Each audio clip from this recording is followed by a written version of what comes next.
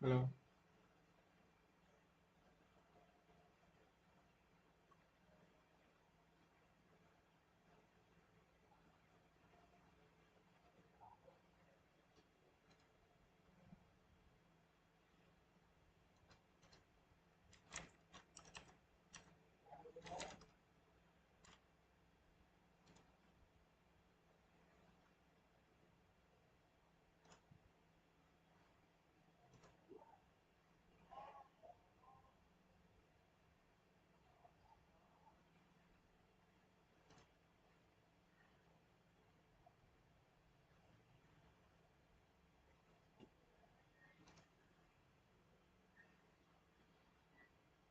Phải trả thù họ ở lượt về cũng như là vòng bán kết thắng 3-0.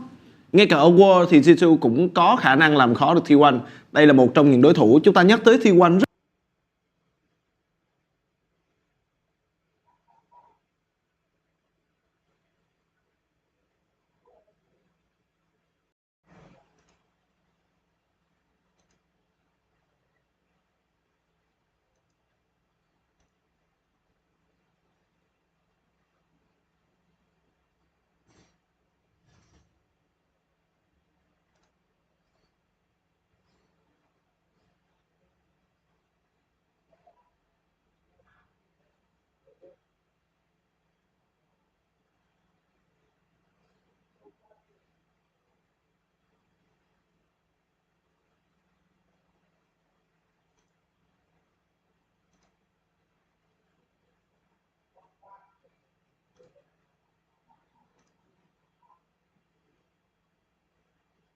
Đúng vậy, năm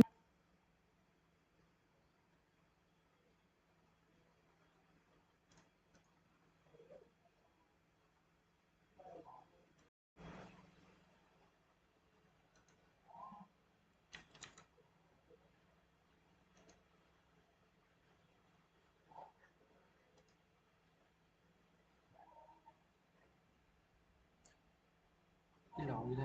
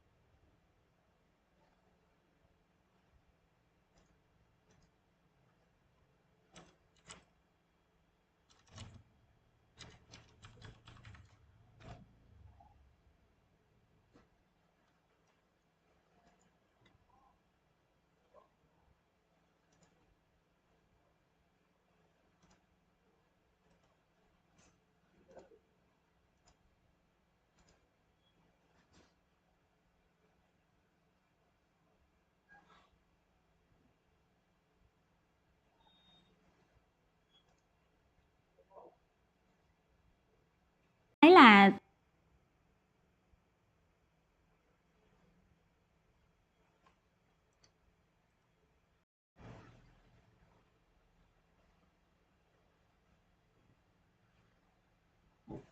Ủa kỹ ta.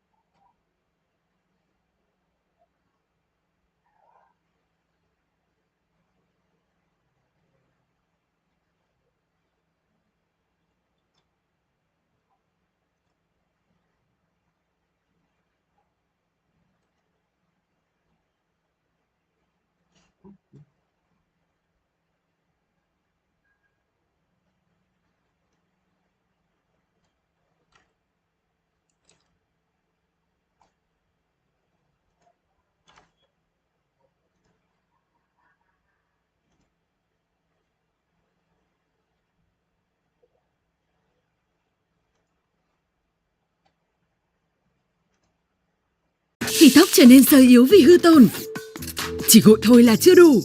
Kem xả Dove 1 phút siêu dưỡng, công thức với dưỡng chất cao cấp, giúp Arguably the best laner in the world, and it's consistently dominated at international tournaments. He's looking like with a Cosmic Driver.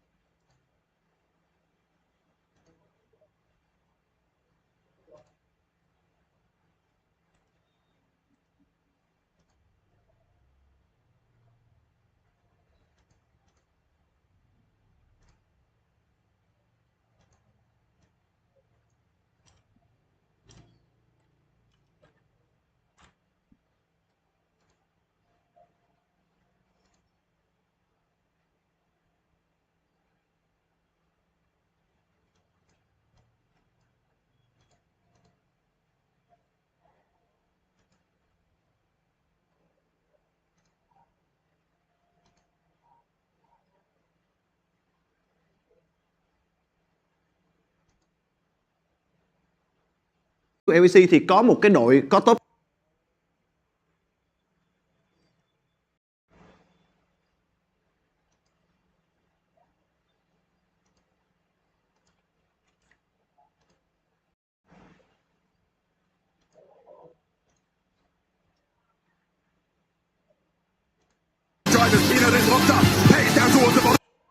Arguably the best laner in the world, and it's consistently dominated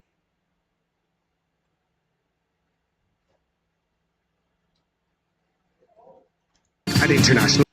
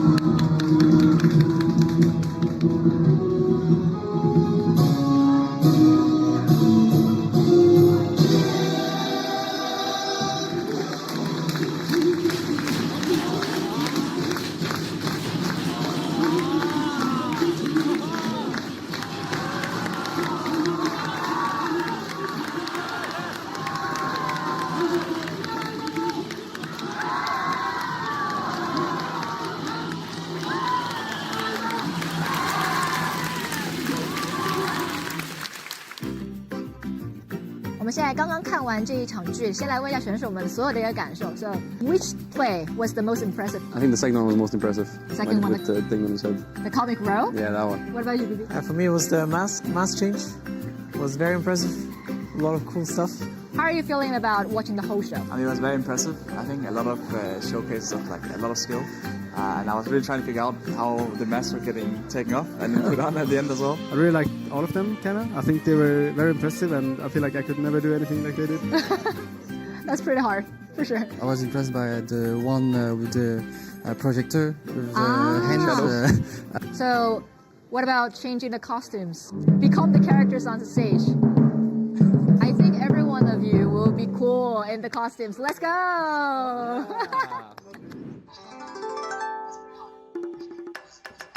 Let's go, please. I'll take this one. Is it okay? Take it back. I can do the pink one. You old pink one. Let's go. You look slick, right?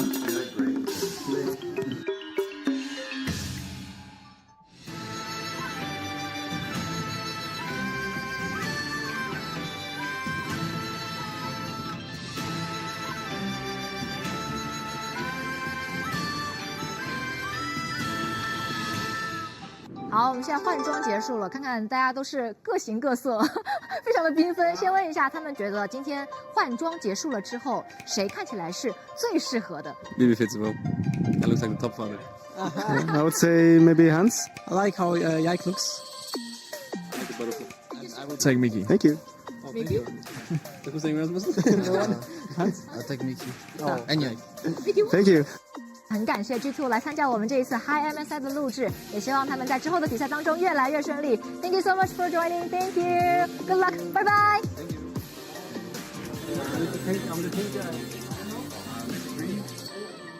Mine is blushing. Yes. 敲敲溜溜敲热椒。 You got the same accent. That one is cute. Yeah, this one. Baby, is this one?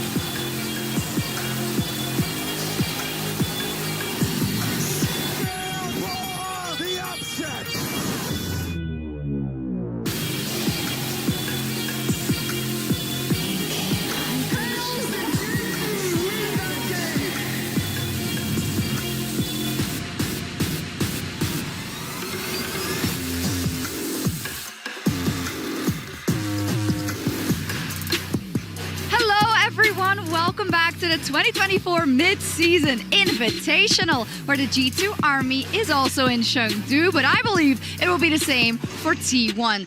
This is the coffee truck that G2 Esports put right at the entrance of the stadium today. And we all know what that's signaling besides, you know, supplying some coffee. These are the good trucks. These are the good trucks. You have to stay hydrated. Nothing else behind that. You know, exactly. No, nothing at all. Only positive messages. Yes, as always. My name is Shox, and I'm here with Dagda and with Raz to go through this. And these are a couple of goodies that the fans could get. There was some tea, also some very, very cute cards. The cards are cool. Wait, you see the... Wait, this one's really nice. It Hansama. I'm gonna hold on to you want to hold the BB one. Broken Blade one? Yeah. It's got they're double-sided as Yeah, well. He looks they're really nice. Yeah, he looks amazing on this. Where'd you get them? At the truck, basically. Oh my God! Why didn't I go to the truck? Wait, did you get any T1 goodies? I did. Okay, so there's this one. It's a nice fan. It does get hot in here a few Yeah. times. And a flag just in case you want to get the crowd going. Yeah, there So we there's a go. lot. So let's get into the bracket. Let's get into the bracket. We'll start with the lower bracket first and see who has fallen down already, unfortunately for them.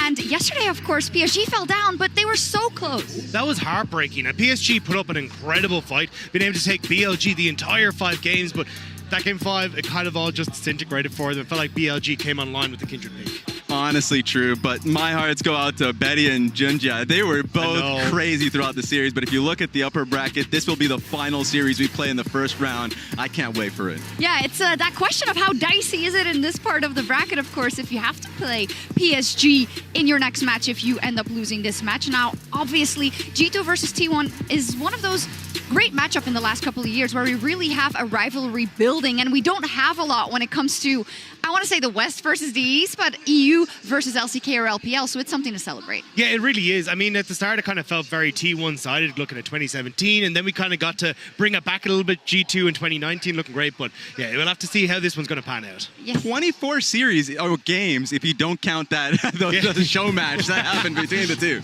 It counts. It counts. You know, G2 won. It counts.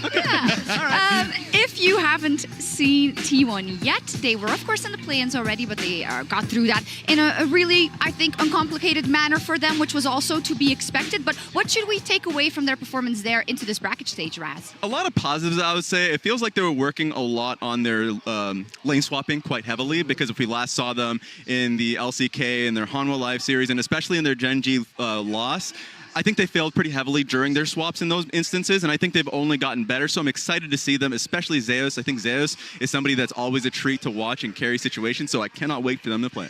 Yeah, and I think they've looked absolutely great, especially against FlyQuest, and especially when we're looking at those lane swaps, it feels like you need to be able to bring them to the table against G2, because G2 brought them out very, very quickly over in the LEC. We saw them continuously throughout our playoffs, and I wouldn't be surprised to see them brought up here again, especially when you look at, honestly, what has been a bit of a disappointing split for Hansam and Mickey. They haven't really been able to find their footing. I think bringing that across into the lane swaps gives them a lot more control, and when you look at that top half of the map, that has really been where the G2 has solidified themselves as a very, very strong position. Yeah, I think for people that aren't that familiar with watching the LEC, this is the first time we're going to see G2. They won again. Spoiler, they also won back in winter. Yep. But I feel like it's hard for me to judge how they're going to do internationally, because they have been at the top of EU, and I don't even think they were that convincing in their finals. Don't hate me for it. So I have a lot of question marks for G2 going into this bracket stage. Which is definitely fair. I don't think I think their early game has been a little bit messy. It's been their mid game that they've really shown. Okay, but I completely agree. I think a lot of it come into their focus on changing how they play their play style specifically, like a lot more focus on how they scale. So it's been 26 days since we've last seen them. They can change a lot in what they're prioritizing. So I want to see what they're pulling out in the draft specifically. They can indeed, but we talked about the G2 versus T1 history before, and we didn't talk about it too much because we have a little quiz prepared, some trivia to run us through some of those memories.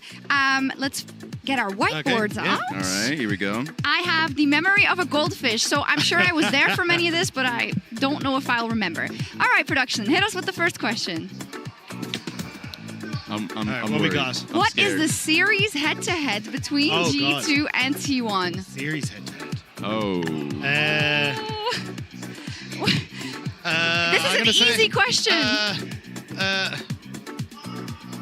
Let's go this one. I'm cheating. I'm doing percentage. I did 5 G2 to 7 T1, but I really don't know. Oh my God. Have I been dreaming of these series? Oh, it's supposed to series instead of best of I was ones. counting best of ones as well. Yeah. Okay. 2-2. Okay. That's pretty good, producers are actually. pretty This is a sassy. tiebreaker. I like those stats. The next I like those one. odds. Yeah. And a bonus fact, the game score is T1 9, G2 7, so this was closer. All right, let's take a look at the next question. In what year and stage... Oh, this is question 3, I think. No, it's not.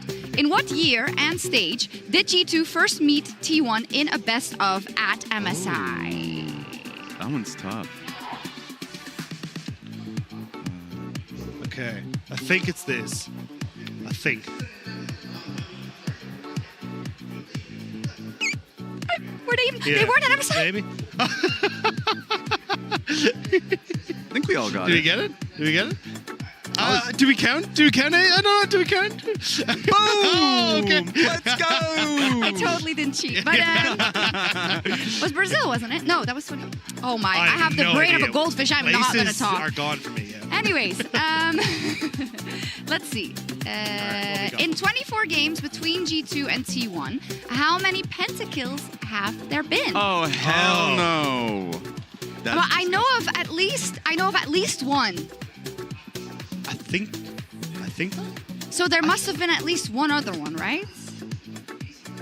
I'm just the one.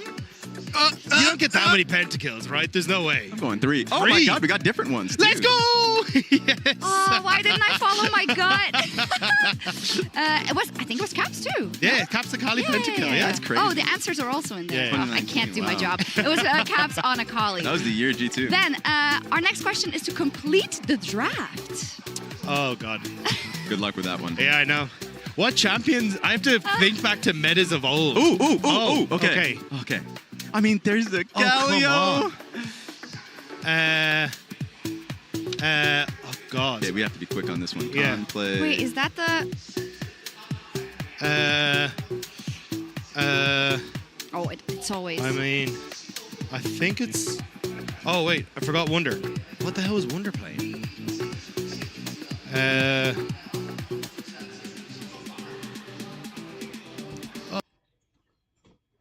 And then what's Zaya?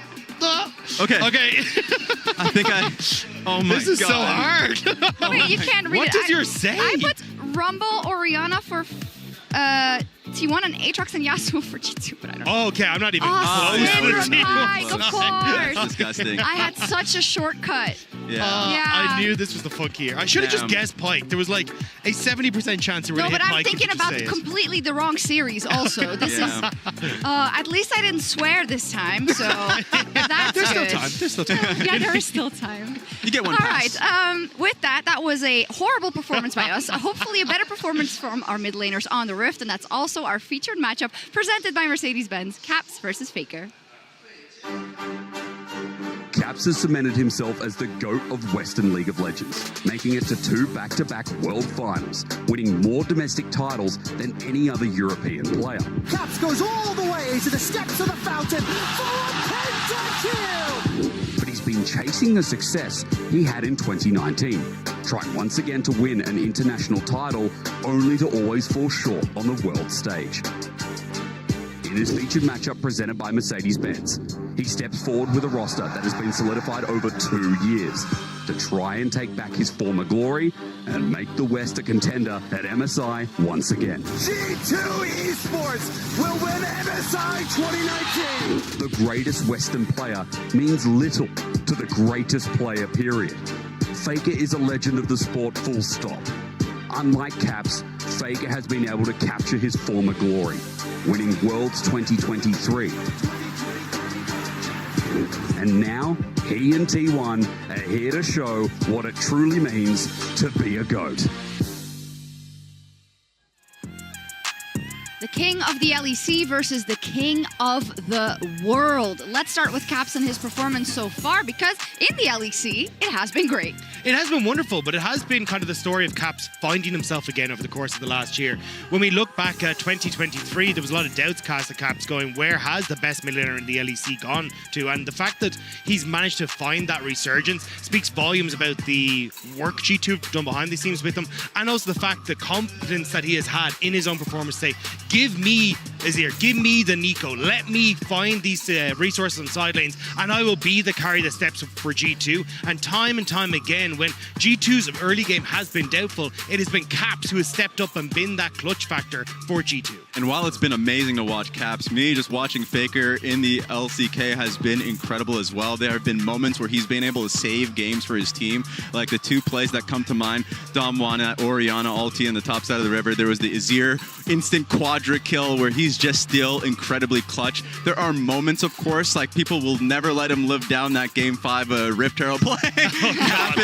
happens, but you will always remember the international clutch factor that he has alongside Ornner. They're still insane as a mid-jungle duo, so please watch them. Actually, this is the play that I was talking about. Ridiculous to see. But it's the fact that he's able to call it, especially for this play. I remember people talking about how far in advance Faker was saying, I will get this play. And it also feels like there's always a moment where T1, even when they're behind, that Faker or Ornner in cases can just step up and say, no, we're bringing back this game. T1 are never dead until the game is over, and a lot of that is thanks to Faker. The best comeback team in the world also for Faker. I mean, sad for him that Chovy is around, because in the early weeks of the regular season, in fact, the first 5 and 6, he is on par with Chovy when it comes to laning phase, and that surprised me the most in this advent of your career. To still be on top in that laning phase is spectacular. Speaking about laning phase, let's talk about the bottom lane as well, because I suspect there might be a very big discrepancy in what we expect, Raz. I mean, it's been crazy. Gumayusi and Carry in the bot lane have just been terrorizing. Even in the final series versus Gen G, they've always had leads, and I just do not give them Kalista. The Kalista combinations that they have been ridiculous, and it's a lot of it, to me, has come down towards the creativity that they had alongside the Kalista combos that we'll talk out throughout the later portions of the series. And that's why I think for G2, you have to look into those lane swaps. It has not been a strong performance. Hansama hasn't looked great. The Nautilus for Mickey has been more hook, line, and stinker. You need to find different ways to actually set yourself up for success here, because otherwise you are just going to fall prey to these double AD carries. You're going to fall prey to the Nikos, the Rumbles. Keria has been exceptional at working with these hyper-aggressive bot lanes, getting these early leads for T1, and being able to command the game from that position. I see what you did there with Nautilus. Yeah, when it comes to kind of EU success or G2 success in the past, we said creativity, but it's no longer the case that T1 or other teams in other regions don't do that either, right? T1 has been incredibly on the cusp of making those picks that you don't expect and making those strategies that you don't expect as well. So we'll see how that translates onto the Rift and what our fans at home think in our MasterCard fan predictions of the day. We'll see how close it is in their minds, and maybe we'll parlay it directly into our very own predictions. I actually got a sneak peek before. How much hope do we have here? It's realistic. Okay. All right, let's go straight to the Okay. predictions. Now, listen, let's do our predictions. Let's go for it. Let's go for it. I will start, and I will tell you that for me, for G2, this best of 5 for me is the whole game. And I know there's a lower bracket, but you said it. 2 years together, all that practice they put in, all the scrim records that they had, all that work that we know that they put in. But if it doesn't translate now in this best of 5, I don't know what I have to think. Still, I'm Delulu, so I think they're going to win 3-1 with no issues. But yeah, here we go. Yeah, I mean, look, I'm right there with you. I think it's going to be a 3-2. It definitely feels to me like it's time to put up and shut up for G2. You have talked and talked and talked about how you want to work on your mid game. You're bringing in Duffman. You want to get all these pieces in the correct side, but actually, I won't do that. Faker's the goat. I can't really slap him away. But this is the moment, G2. It's time to take it against T1. I'm just shocked at all this hope and cope, honestly. T1 has just been an insane team, and I expect them to take it 3-1 clean. T1 has been phenomenal, the huge favorites in this matchup, but can G2 do the unthinkable? Let's meet our teams. Stop! Don't do it!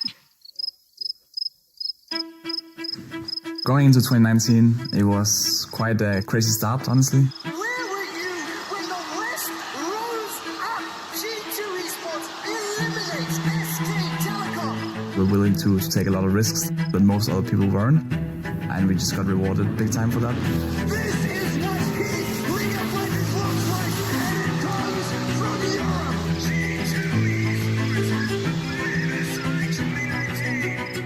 G2가 1회차에서 우승을 하고 좋은 기억이 있는 팀이라서 시간이 많이 흘렀고 지금은 LCK한테 그리고 T1한테도 안 된다는 거를 플레이로 보여드리겠습니다. It was 7 years since their loss, a decade since their birth. T1 will be your 2023 World Champions. 월드 우승하기 전에도 저희 팀이 세계 최고라고 생각했기 때문에 월드 우승 이후에 자신감은 아닌 것 같고 원래 있던 자신감인 것 같습니다. I think this team has gone through a lot of hardships. Last year, we lost both MSI and Worlds. But every time we came out stronger, we will rise from the ashes. I know we can do it again. 자, 몸풀기는 끝났어.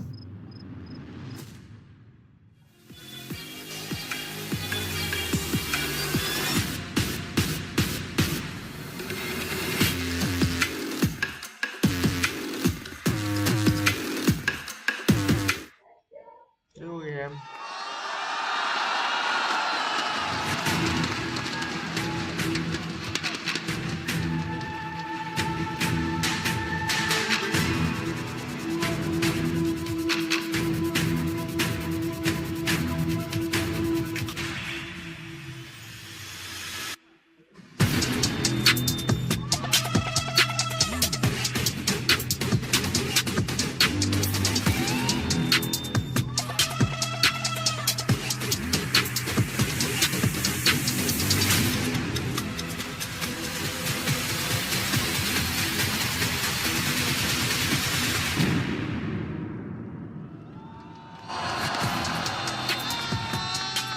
现场和屏幕前的各位召唤师，欢迎来到中国成都，来到 MSI 2024胜败分组赛第4个比赛日的现场。今天将会在这里迎来 G2 Esports 和 T1 的对决。首先，让我们有请 G2 Esports。”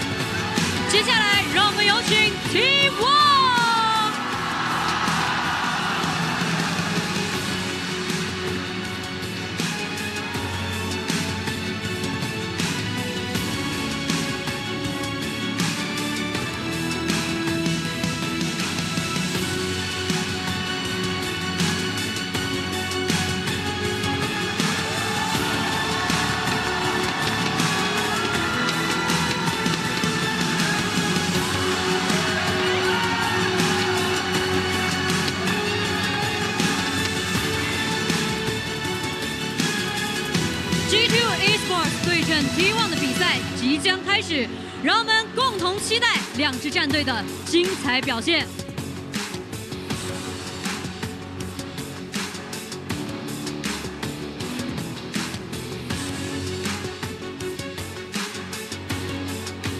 And here we are for G2 versus T1, the two teams' 25th matchup over the years.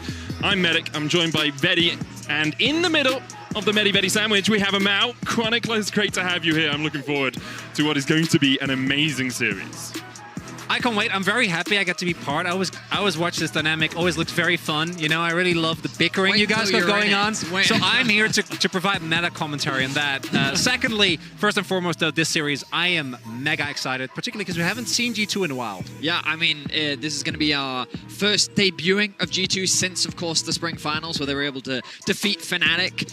We've seen T1 have a bit of a shaky play-ins, but we know as a team that they are known for ramping up as a tournament progresses. They typically only get scarier the longer the tournament goes, and expectations are heavy on the weight of their shoulders. The defending world champions, they want to redeem last year's MSI performance, and they want to be considered a title favorite. Coming in today, definitely the favorite in this matchup, but let's see how Game 1 plays out as we jump to the draft. Two of our teams that have kept their roster the same between 2023 and 2024 for G2. The question is, can this roster perform internationally? At Worlds last year, they lost to NRG 0-2, got kicked out of the tournament.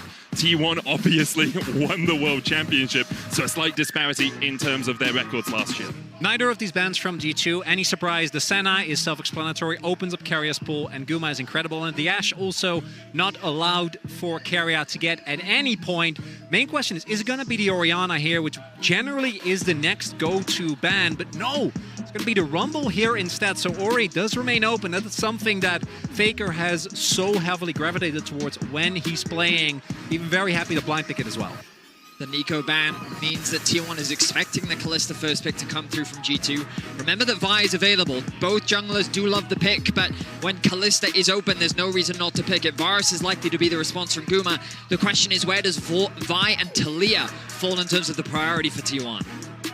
See if they decide to lock in the Vi here, or if, as you say, it's the Taliyah. G2 would have a lot of options to answer that. Azir and Aurelion Sol still available to them. T1 going for the Varus first. I'm also wondering, coming into this series, how many lane swaps we're going to see. G2 were the progenitors of that in the LEC. Obviously, we saw it a little bit in the LPL before, but G2 played it in basically every one of their playoffs games after they showed it against BDS. What's also big is that with the Neeko already taken away, I think the Renata actually gains a ton of value, specifically for the aggressive playstyle that you can go for.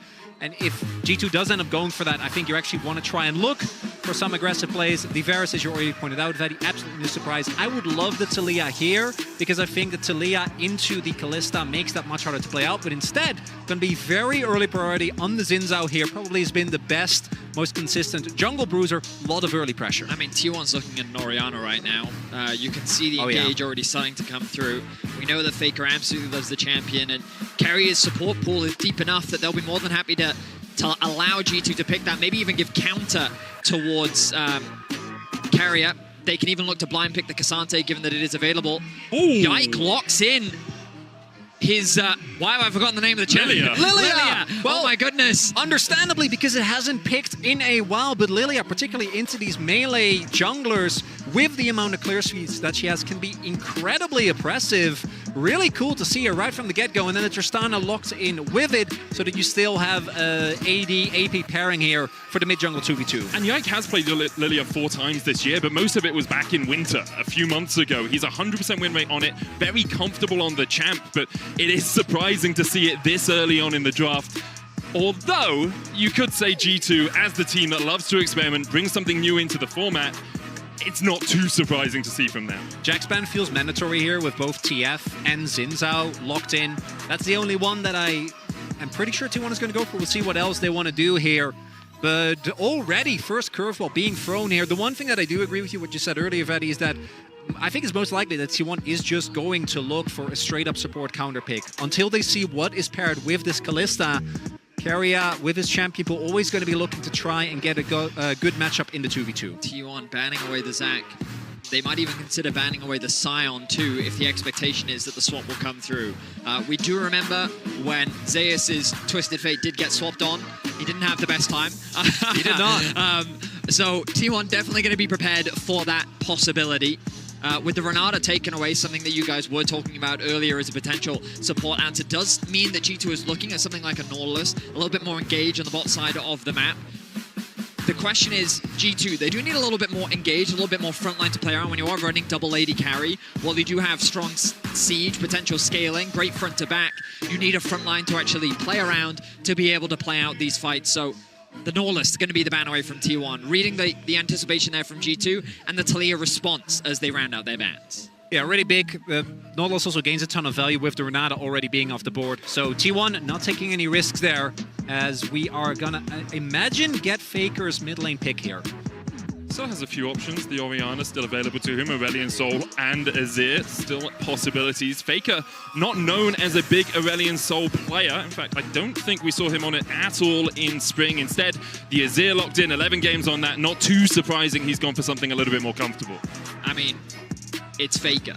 Yeah. He's naturally going to go towards the champion that he's been known for many years. Okay, lads, just very quickly. Any possibility Kalista support here? Tristana AD carry. Is there any possibility that happens? That's a Now Yasuo that top. Yasuo's locked in. That's a Yasuo top. Rel for support, okay, so we're going to have the Kalista Rel bot lane, but for a moment my heart was in my mouth. G2 wants standard lanes. So this was something that Broken Blade brought out domestically into the Twisted Fate. a lot of confidence bringing that out into Zeus. I know he didn't have the strongest performances, getting caught out at times, but still, to bring this into game one, Broken Blade has got to be feeling himself against the powerhouse in the form of Zeus. It's going to be the Alistair lock-in here for Keria. A pick that he has not played nearly as much as some of the his other LCK contemporaries. Delight was most known for it. Incredible unengaged sports does obviously have a great matchup into the Rel. Can cancel the crash down, try and create a lot of space. The G2, definitely a lineup with a lot of pressure, and the engage combo with that Rel being able to both be thrown in with the Magnet Storm and the Yasuo, definitely something that T1 is going to have to look out for. I think T1 coming into this tournament was unique in that they're a team that loves to pick 3 carries, right? They don't tend to defer towards the tank top. While it's something that they can play, carry topside is something that they love to do, and many teams have tried to avoid matching that carry style. Usually they'll default to things like the K'Sante, playing more of the defensive kind of utility role. But Broken Blade answering with the carry, and G2 is a team saying, T1, we're willing to match your style and pick multiple carry threats, even putting Yike on the scaling Lilia in the jungle. G2 is looking to scrap, they're looking to skirmish, a lot of power farming and a lot of early jungle invades. Let's see what G2 can do as they go up against the defending world champions. Couldn't have wished for a better draft going into game one here. Gonna make like Elsa and go into the unknown together, guys. All-time record between the two teams. G2 10 wins, T1 14. If G2 can somehow topple the current world champions here, that will start to even out towards their favor. The question is, can they do it? They brought us something very spicy for game one. We'll have to wait and see if it works. Really right from the get-go, throwing out a lot of curveballs here is G2. Where's T1's draft? I've seen him play these a million times, right? There is nothing too surprising here. It's very straightforward. That top lane matchup is going to be the main thing I'm going to focus towards. How is that going to be played out? Because Yasuo is very feast or famine in that 1v1, I can say, as someone who watched Khan pick it in 2021 in the World Finals, and that did not end up going very well. And although the draft does kind of push you towards standard lanes, there is always the possibility of a lane swap. They have been a big proponent of it. We talked on the desk about it, Emily Rand, always pushing that lane swapping is good. You like them as well. Worse. I love lane swaps. I adore them, and if they happen, we'll talk about them as we are going to make our way onto Summoner's Rift for game one of this best of 5. I'm excited, gentlemen. Like, what a game one to start us off. We know that T1 versus G2 has given us some incredible series in the past, and I'm hoping for another one today.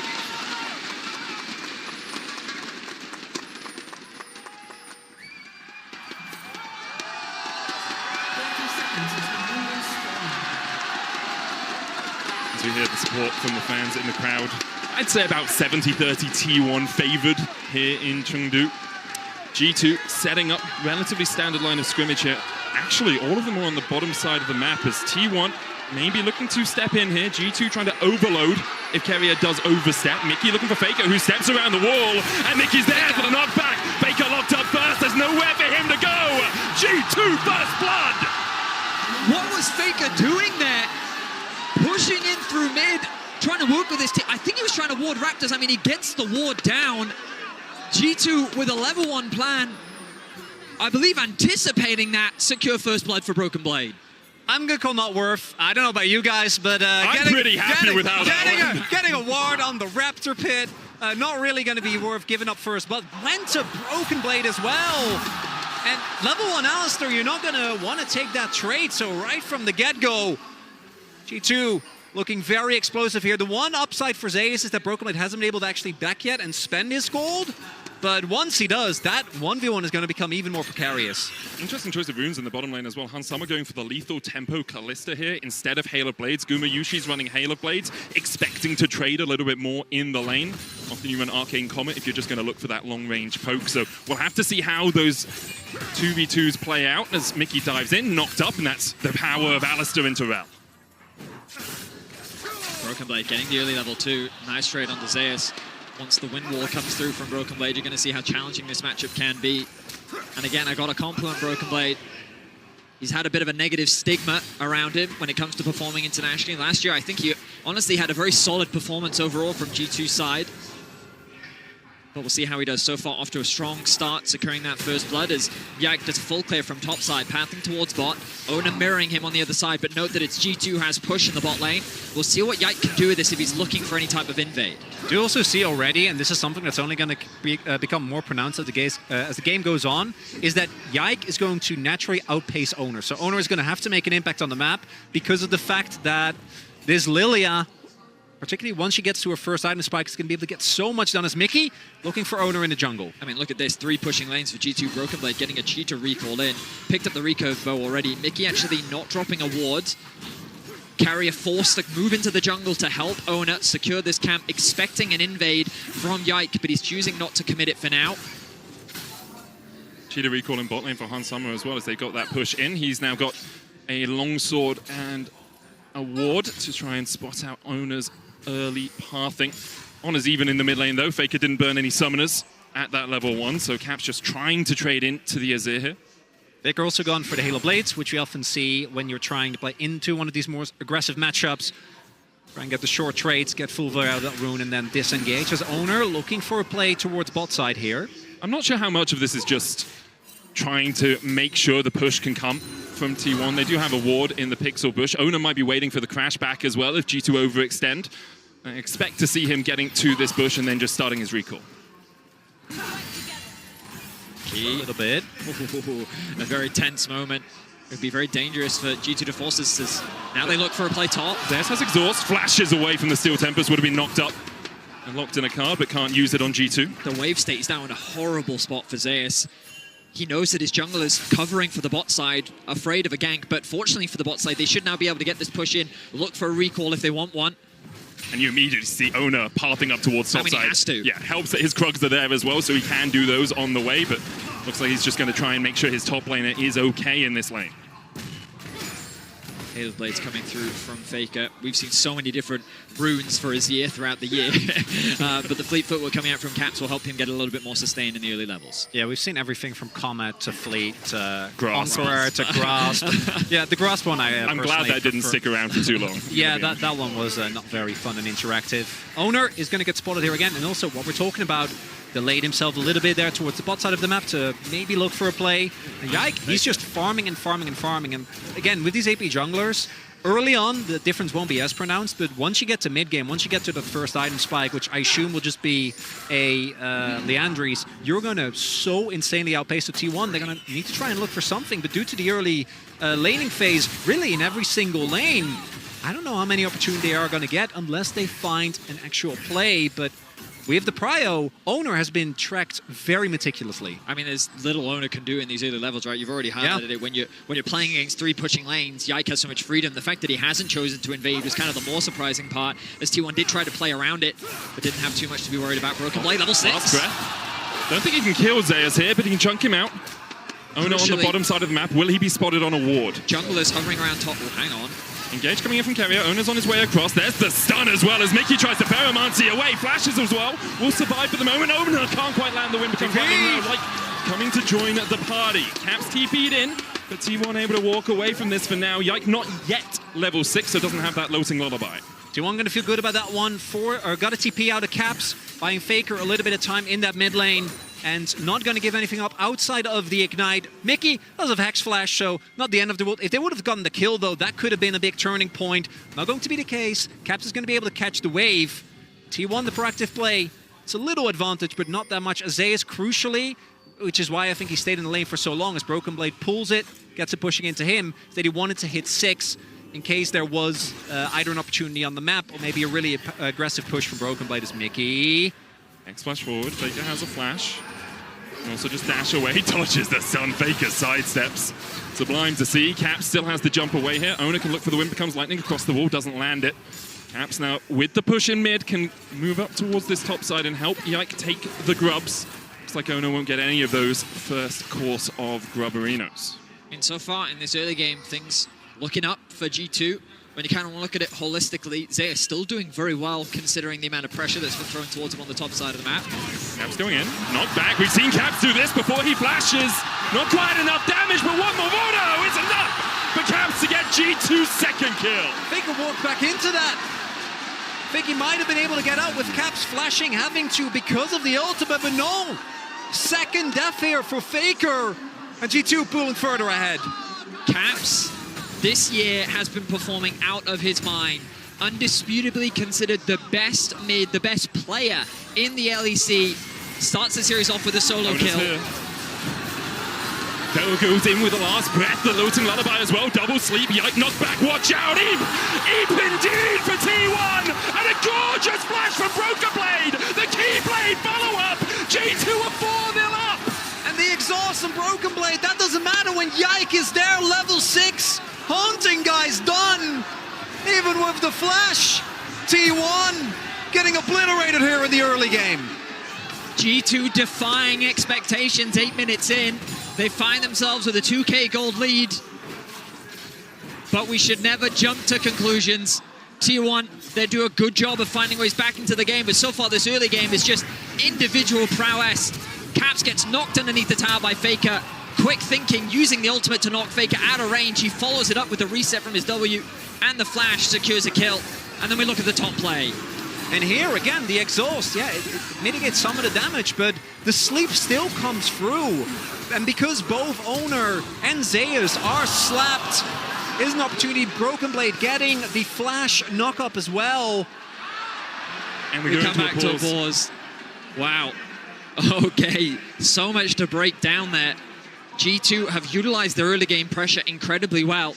We have to remember this game started off with Broken Blade getting first blood. You can see, I'm looking at Broken Blade's camera right now. He's trying to keep calm, keep focused. He realizes G2's in a good spot right now, but they can't get overzealous. They can't let this go to their heads. T1 is a team that, even when they were super far behind against Gen G, found incredible barons and incredible ways to fight back into games. And they're a team that you can't afford to underestimate, regardless of the lead that you have. That's one of the big things, is that T1, for a very long time, and it was one of their biggest flaws, was a team that was relying on winning early game to really get the most out of the incredible mechanical potential that the players have. Whereas particularly in the last year, we've seen them shift and be able to actually come back from these early game deficits. That said, though, I think that the main thing here for me in this game number one is that, as I mentioned, T1 is a draft that is as T1 as it gets. Like, all of these picks, none of these should surprise you. And so far, the answers that we see, I think particularly the Lilia and the Yasuo, have been working incredibly well. Add to that the fact that Faker is struggling here in the early game, and the setup, at least for G2, going into the mid to late is quite solid. At the moment, all the momentum in G2's favor, but as Vedi said, as we have seen so many times over the year, T1, a team you can never count out. Especially we'll be looking around Owner's pathing over the next few minutes. Can he find someone from G2 a little bit overextended? Caps no longer has a flash, nor does Broken Blade. There are weaknesses to be exploited, and T1 do that better than anyone else. The big thing for me is Mickey, because I think he's the glue that holds G2's team fights together.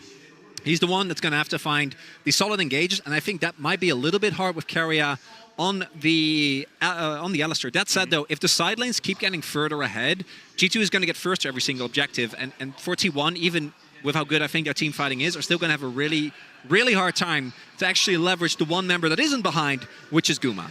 Naturally, Medic and I have cautious optimism right now. We've seen many T1 games this year, and we know G2 very well. But I will say that the one thing that G2 focused on, something that they consistently talked about throughout the year, was they wanted to improve their mid-game. Their early game was often the point of criticism behind them. Their actual ability to find early game leads was something that domestically they were very inconsistent at, but their mid-game, their wave management, their ability to play around objectives was a thing that they put a lot of focus into. So now's the time to prove it. Now's the time to show that that mid-game work has come to fruition and that you can translate that early game success into an effective mid-game. Faker, the look on his face right now, that of concentration and focus. He's not going to be fazed by this. He's been in these situations many times before, and he knows how to reset and get back into the game. Yeah, it's just a quick reboot. We see this in the LCK all the time. He has to update his firmware, because obviously, up until this point, it needs an update. Soy robots, you know? He just has to update everything right now. But yeah, for T1, you have to remember, MSI kind of a boogeyman tournament for them. They have made the finals many times, but it's all the way back in 2017 that they actually last managed to lift the trophy. It's very early to say anything about what their run is going to look like now. So I'm actually going to stop myself from doing that right now so no one can flame me for being like, oh, T1 faltering again at MSI. But it is something we have seen in the past. Yeah, we are 8.5 minutes into game one. Yeah. So I think you made a great call, Medic. Having watched how these games tend to go, you know, EU versus LCK over the last few years, being ahead at 8.5 minutes, I'm happy with that. I'm good. I mean, let's not forget, Mad Lions were also ahead at 15 minutes last year against this team specifically. True. But, you know, it's all conjecture at this point. Obviously, G2 finds themselves in a fantastic spot right now. We'll see, once the pause is resolved, how they can move forward. I can tell you that Gumayusi reported a possible in-game bug, which is why the pause is happening. Obviously, League officials are looking at it, and we will tell you exactly what is going on as soon as we know what is going on. Interestingly, nothing to do with the top lane play, unless Guma was watching it while laning in the bot lane, we assume. So we'll see exactly what has happened there. So to update everyone, right now we can see that Broken Blade is about 1,000 gold up on Zeus. He's about 3.7k to 2.6. In the jungle, it's about a 700 gold difference. In mid lane, it's about a 600 gold difference. Meanwhile, the bot lane is pretty much dead even for the time being. So even though there was a lot of pressure thrown towards the bot side of that, all of the advantages right now that G2 find themselves with are towards the top side. When we think about the greatest scheme of this game, Lilia is a champion that, I mean, Medic, you're a big Lilia enthusiast yourself. Lilia, you love playing her. She can be a surprisingly effective skirmisher, right? Not necessarily because of her upfront damage, but it's so difficult to stick onto her, right? In the battle of attrition, utilizing her movement speed, she becomes very difficult to lock down, especially champions like Xin. Once that engage is gone, it can be very difficult to stick onto that champion. Yeah, I think Yike's main worries here are being gold carded or being locked up with a Chain of Corruption or an Alistair Pulverized combination. Anything else, anyone jumping on top of him, he just has so much movement speed from his passive. He'll be able to run around the map for its entirety. It has been a while since we saw the Lilia on the international stage, all the way back at Worlds Play-ins 2022. That was for Istris Gaming, I believe, also Mad Lions. Oh no, SGB played it, Saigon Buffalo. But it hasn't had the best of histories. Back then, it went 1-4. So for G2 fans out there, they're hoping for perhaps a slightly better result. For G2 fans, this wouldn't come as a surprise to them. They've seen Yike, as you already mentioned in the draft, right, Medic? This is a very Yike champion. He loved to play it domestically. He, as you already mentioned, not a huge amount of games this year, but something that he's always got in his back pocket. It was interesting because we were actually talking before the cast about like what AP champions might we suspect, and I don't think any of us, which in hindsight it is kind of obvious, talking about things like the Karthus. When we were talking together, I got Eve confused for Lilia, I'm pretty sure, because I remember him playing an AP champion a lot. I said I think it's Eve, but it was definitely Lilia. We have a few minutes before we're back on into the game, so we're going to hand it over to the analyst desk, who are standing by, in fact. Thank you very much, Medic, indeed. As we still are swapping out Gumayusi's keyboard, so maybe to alleviate the pressure from the casters. So hopefully they'll be casting for 5 games, right? So what are my first thoughts here from my desk? Well, I was wondering, 26 days of pure boot camping. What are they actually going to come up with? Dagda, this is the coolest comp I've actually ever seen. This is so cool. But also a huge risk, no?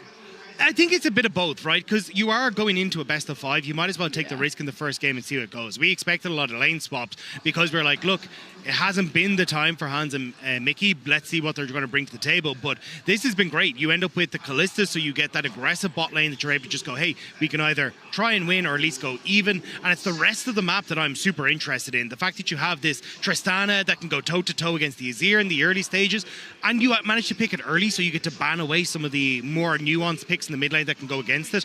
And then the Yasuo. This is so sick. We're getting back, I think. Sorry, Raz. I will hear from you. No, I want to see the game. All right, take it away, Medic. See the game, we are back on into it. It was a keyboard issue for Gumayusi that has now been rectified. Yike on the top side of the map. But let's just evaluate where we are. It's about a 2,500 gold lead for G2. They got the first 3 grubs, a lead for Broken Blade in the top lane. Bot lane relatively even, as you can see. No gold differences there. Imagine now G2 is going to be looking towards these dragons. Want to try and start stacking them up early, particularly with the lead that they have already generated for themselves. Yike already halfway towards his Liandry's. And once the level 6 becomes available, there is a lot of lockdown on T1, which makes it a little bit careful. We already mentioned, right, like gold card combos can be found, but between the wind wall and the fact that Mickey can play very aggressive because he's paired with the Kalista, can just be pulled back at any time. And then you have Caps with the buffer on his W as well. There are a lot of slippery members here, so we'll see to what extent T1 can lock down a target. Owner spotted by the Sentinel as he starts up the Drake. Would have been spotted by the Ward in the back anyway. Yike, even though he's running those Ionian Boots of Lucidity, does have Legend Tenacity in his room page, so we'll have a bit of tenacity for those later fights. It looks like G2 are just going to give up pressure around this Dragon. They were getting pushed in the bot lane because Mickey roamed towards mid. Look at Caps right now. You've always got to keep your eyes on this man in the mid lane. He knows that Faker has moved down towards the bot side. Zeus aware of the potential play.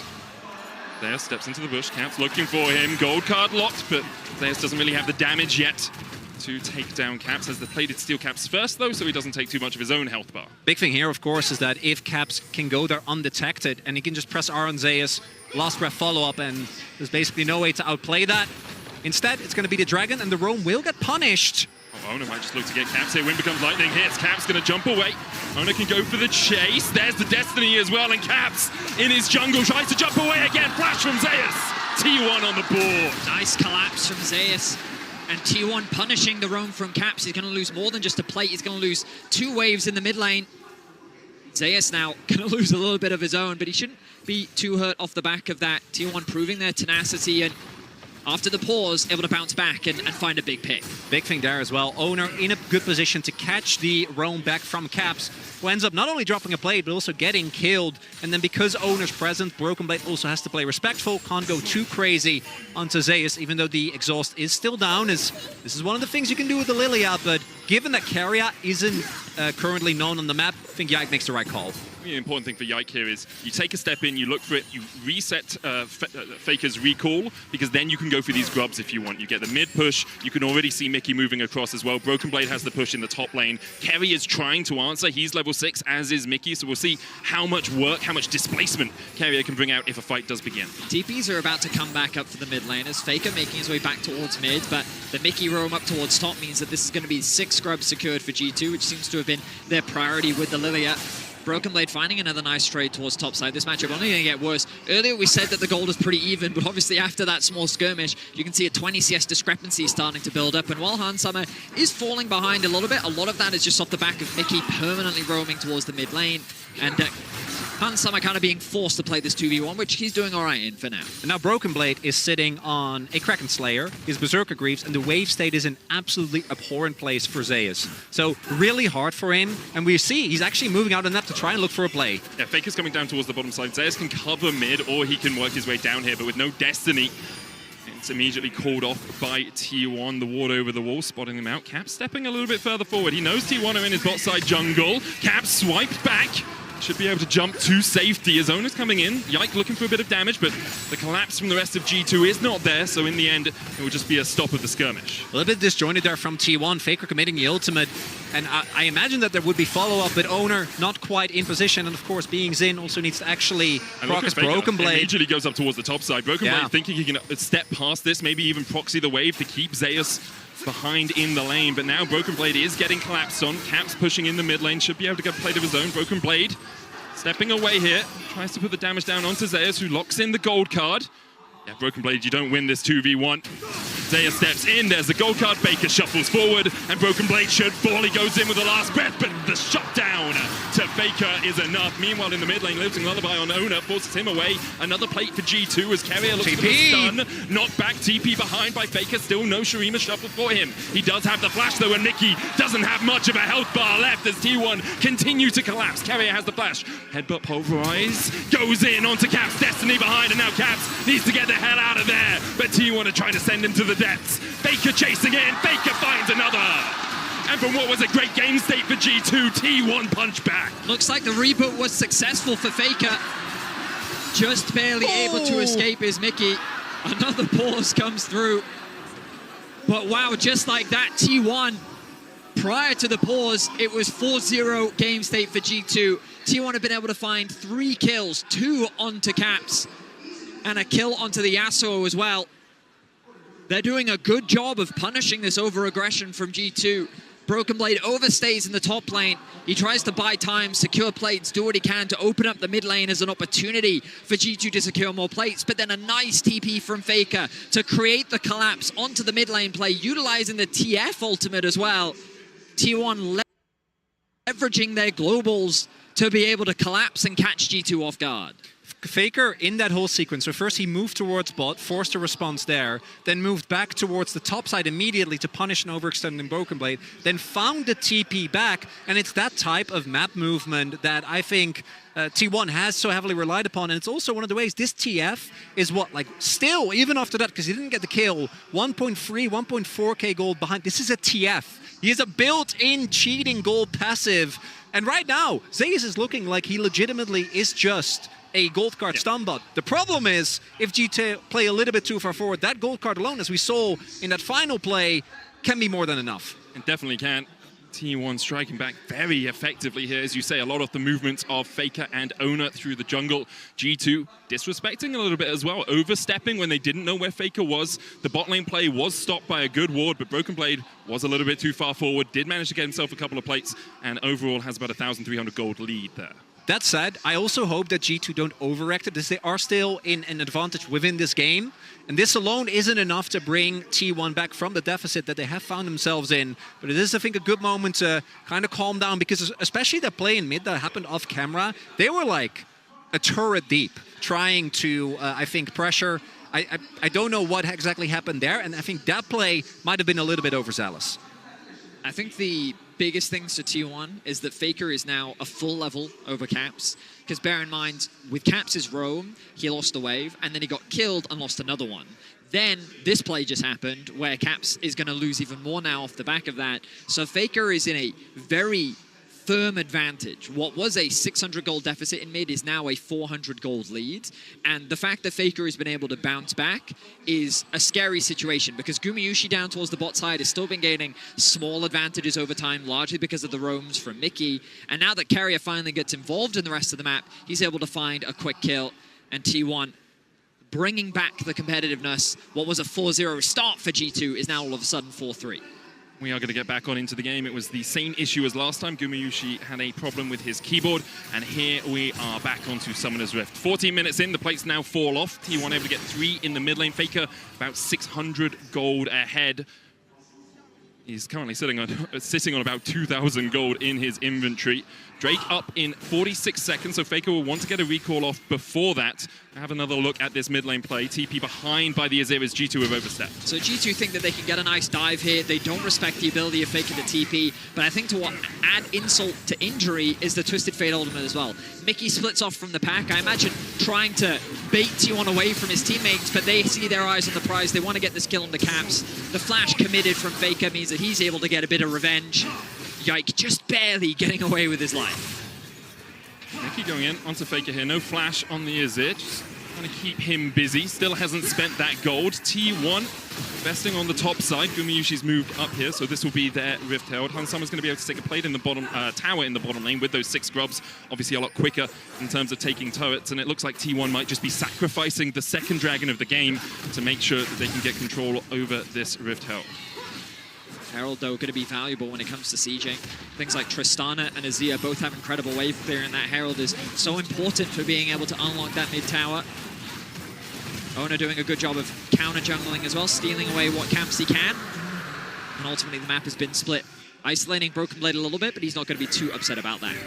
I do like it from T1, though, because Broken Blade doesn't have vision in the river at all anymore, so he can't step very far forward without the threat of Oner coming across, of Faker coming across. Faker currently the one matching him in that side lane. Hansamah and Mickey have been moved to mid, and it looks like it's going to be Caps versus Zeus down towards the bottom side of the map. And it's been mostly skirmishing that we've seen. A lot of 2v2s, a lot of 3v3s, and that is where the TF, even when he's behind, really, at this point, you can almost buy Shirelles, just run at people. Zeus. He's going to die. Yeah, Lilia's there. Yikes on his way. There's no way for Zeus to get out of this one. Has exhaust, has splash. Shouldn't burn either of them. As soon as he sees Yike arriving, watch out. Eep as Zeus falls in the bottom lane. Meanwhile, on the top side, T1 take a turret. Now, Chronicler, this is something that isn't new to Zeus this split, am I right? No, he's been doing this a whole lot. The TF is a pick that has been a very successful for T1 when it's doing well, particularly in the 1v1. Zeus is insanely oppressive, but in these type of game states, it is really easy to get caught off guard, push way too far. And again, G2 now back up to about 2.5k, so building the gold lead again. thanks to that first turret blood and the kill on Zeus. You think about the 6 scrubs value as well. Yasuo sitting in a side lane, the Tristana sieging as well. We already saw how much damage Caps was able to get on the bot side. Remember that they were buffed coming into MSI too, so we've seen more teams putting more priority on securing those 6 scrubs, and I think for G2, it's really just going to help them siege and threaten these side lanes that they have so much influence over. See as well, T1 making sure if this mid lane turret falls as well, and is quite low, even with Caps dying twice, it's still Tristana, so is still going to have a really easy time chewing through that turret health. The entire ring of outers is going to be gone. And as already mentioned, I think that T1 still have a really strong 5v5. You can't always create vision with the TF ultimate. But if you don't have a good grasp of where the members on G2 are, any combo of Mickey or Yike or Broken Blade finding their access onto the enemy backline is going to be an absolute disaster. I see both teams just playing the do we have the numbers game. Who do we see in the side lane? Okay, we see them as Mickey steps forward. Dances away. Oner still very healthy. Mickey took a huge chunk there. Hasn't got his first item yet. Herald down in mid lane would make sense here as T1 look to pressure this mid lane turret. All 5 members around here. Caps recalling in a side lane. This turret has been given up by G2, well claimed by T1. I think they can escort the Herald in for another siege. Broken Blade has made his way mids. Caps doesn't want to overstay bot. He recognizes the potential collapse, and they'll get it. T1 getting decent value out of this Herald. They'll be the first to open up the mid tier 1. G2 will likely look to try and respond with the dragon spawning in about 2 minutes' time. You imagine that'll be the next big point of contention. Betty, it's T1. The Baron's up before that. That's a good point. Very good call. I mean, I was thinking to myself earlier, oh, hang on a second, Broken Blades. Manages to get onto Gumayusi, who has the cleanse, who has the flash, and has the chain of corruption, but it's blocked by the wind wall. G2 investing the TP here as Mickey falls to a piercing arrow, and Keria finds the double knock-up. Yike trying to do everything he can as Caps is forced away with the exhaust. Zeus logs in the gold card. Hans Summer has to cleanse. And there goes Oner pushing forward once again. The Destiny onto the back line as Yike now locked up, shut down by Faker. Hans Summer next on the menu as the dive forward continues for T1. It's beautiful. And Guma, of all people, if he looks to be too juicy of a target, he probably is. The man has been so consistent. He's the bait served up. And G2 take it. Broken Blade had a 2-man knock-up there just as Keria was going in. So a few members of G2 end up making it out. That could have gone even worse here as G2 look to punish, look to go for the mid lane turret, and it ends in disaster. So it's Guma that gets knocked up, the engage from Oner to then try and split G2 up. Zeus connects the stun, and then Guma still ends up securing the kill. The nice knock-up from Keria means that he's now buying so much time against 3 members. Caps is forced to disengage. And then G2 is on the retreat. A nice flash knockup from Oner. The ultimate from TF alongside Faker engaging means that G2 gets run down, and just excellent teamfight execution from T1. All 5 stay alive, and G2 lose 3. Yeah, you talked about it, Chronicler. The team fight from T1 is just exceptional. Mickey unable to have any effect. You mentioned that as well. Mickey needs to be able to get in there, have that Magnet Storm, lock up a few people here. He's chunked out before he even gets close to the fight. Now trying to get that flank off. Blast cones in. 20 minutes on the clock, and T1 have said, well, it's time to dine on a Baron Dragon up, but it would only be the second of the game for either team. G2 honestly have a better composition when it comes to taking the Baron than T1, though. T1 obviously a Faker who is building towards that Leandris, but between the on-hit Kalista as well as a Fed Lilia, there is a lot of power as Broken Blade. One more down, gold card out, Keria goes back in, chain of corruption for the follow-up. Mickey looking for the Magnet Storm, Caps dives to the backline, Broken Blade with the last breath as Zeus tries to flash away, he kills Broken Blade. Caps gets one, but Gumayusi puts him in his place. Sent to the 7 hells as G2 lose 2. T1 have lost 1, only Zeus falling. G2 getting a little desperate with them forcing these fights. Gumayusi and Faker completely untouched. A heavy commitment onto trying to kill Zeus means that both Caps and Broken Blade lose their lives. I don't know why they have to be. Now, for the first time in this game, T1 is sitting on a gold lead. They're going to be able to get a second Drake here as well. Mickey looking for another engage, but there's not a lot of vision. No vision at all. Yike could try and steal with the Swell Seed. Mickey's just dead.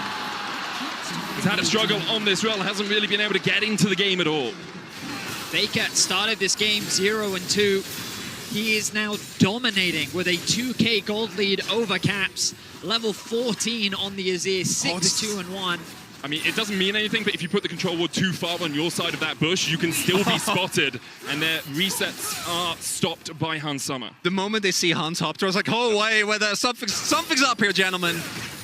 As we take another look here, even though Broken Blade is able to deny the gold card, the amount of space being bought here by Owner and Keria specifically means that only Caps is actually dealing damage into the enemy backline, and even though Faker doesn't hit him with the ultimate, still with the fight being split, Keria standing in the front, there's not enough damage available. Yeah, just an execution error there from Broken Blade. He doesn't get the ultimate onto the backline. He then tries to connect a knockup from his Q, misses it onto Gumayusi, which means that he and Zeus then have enough space to turn the fight around in their favor. And again, it's just G2 really trying to force these fights. They knew that the Dragon was up, but questionable whether they needed to try and force that in mid lane. Ultimately, a great engage from Keria, punishing Broken Blade for looking for that pick. And now T1 find themselves with the momentum swung in their favor. I think praising Keria is often a good thing to do when T1 are playing. Yeah. It is a safe bet. They wonder how his Alistar would be, considering he's known much more for, you know, the AD carries, a bit more damage, the Nico, the Rumble, things like that, but very proficient on it in this game. Alongside him, Faker just absolutely ripping through G2 after getting that bounty in the top lane on Broken Blade. It's all coming up roses for Faker and for T1. Not to doubt Zeus as well. He fell so far behind, but every fight, a gold card on the right target. Someone jumps in, gold card, burn the wind wall, then you follow up with another gold card. Remembering exactly how it ticks so you can lock it in immediately as you come in with your wild cards. Oh, there we go. We talked about it. TP is invested. So BB has TP. Faker TP's up to the top lane. Mickey's going to jump the wall. Faker not going to slide forward. No vision in the pit for G2. Keria flashing, knocked back, locked up with the stun card, the chain of corruption, and Caps is clapped. Keria once again. His Alistar is absolutely popping off in this game. He punishes Caps, and now the Baron is unlocked for T1. Tristan, that character with so much built-in safety, you feel safe to just walk towards that unwarded brush, but unfortunately for Caps, Keria was waiting. They will get a consolation turret on the other end of the map. Doesn't look like they're going to get much more than that, though. Just waiting. Zeus did have his ultimate available, but that is going to be... Decides against it. No Destiny forward. That's all for that play. T1 now 1,500 gold ahead. They have the Red Bull Baron power play to work with. What can they get out of it? Well, there's a tier 1 in the bot lane. All the tier 2s still remain. Gold will be flowing into their pockets like manna from heaven if they play this properly, and they've been playing the mid game pretty properly so far. I mean, just a great pick found from Keria. He's controlling the space well. T1, they were setting up the Baron nicely, and they just utilized the darkness to perfection. Great flash engage. They find a pick, they convert it into a Baron. 2k gold lead now for T1. They're beginning to extend their control, moving into G2's side of the map. They have a comfortable advantage, and they have a bot tower that they want to secure. Really, one of the big benefits of the roster staying together for as long as they have, that we've collectively watched them go from their Baron calls being kind of a meme, where it's like, well, let's 50-50 it, to them now genuinely, and even within the LCK, we saw this countless times, having incredible, not just kind of a sense for when to start these Barons, but how they utilize them to pressure side lanes, how they utilize them to set up the map as Caps. Gold card once again. Caps exhausted, trying to trade with Zeus. No flash for him. Gumu and Ono on the chase. Dash forward with the audacious charge. Chain of corruption. And Caps is sent packing. 2-5-2 now. I mean, I guess Caps is just looking for something on a side lane. T1 are not going to give him any options, which means that T1 going to extend their gold lead now. 3k is the Baron power play. Dragon spawning in 35 seconds. G2 are going to be forced to give this one away. Faker ticked over to level 16 not that long ago, and he's working towards what looks to be a death cap 4th item.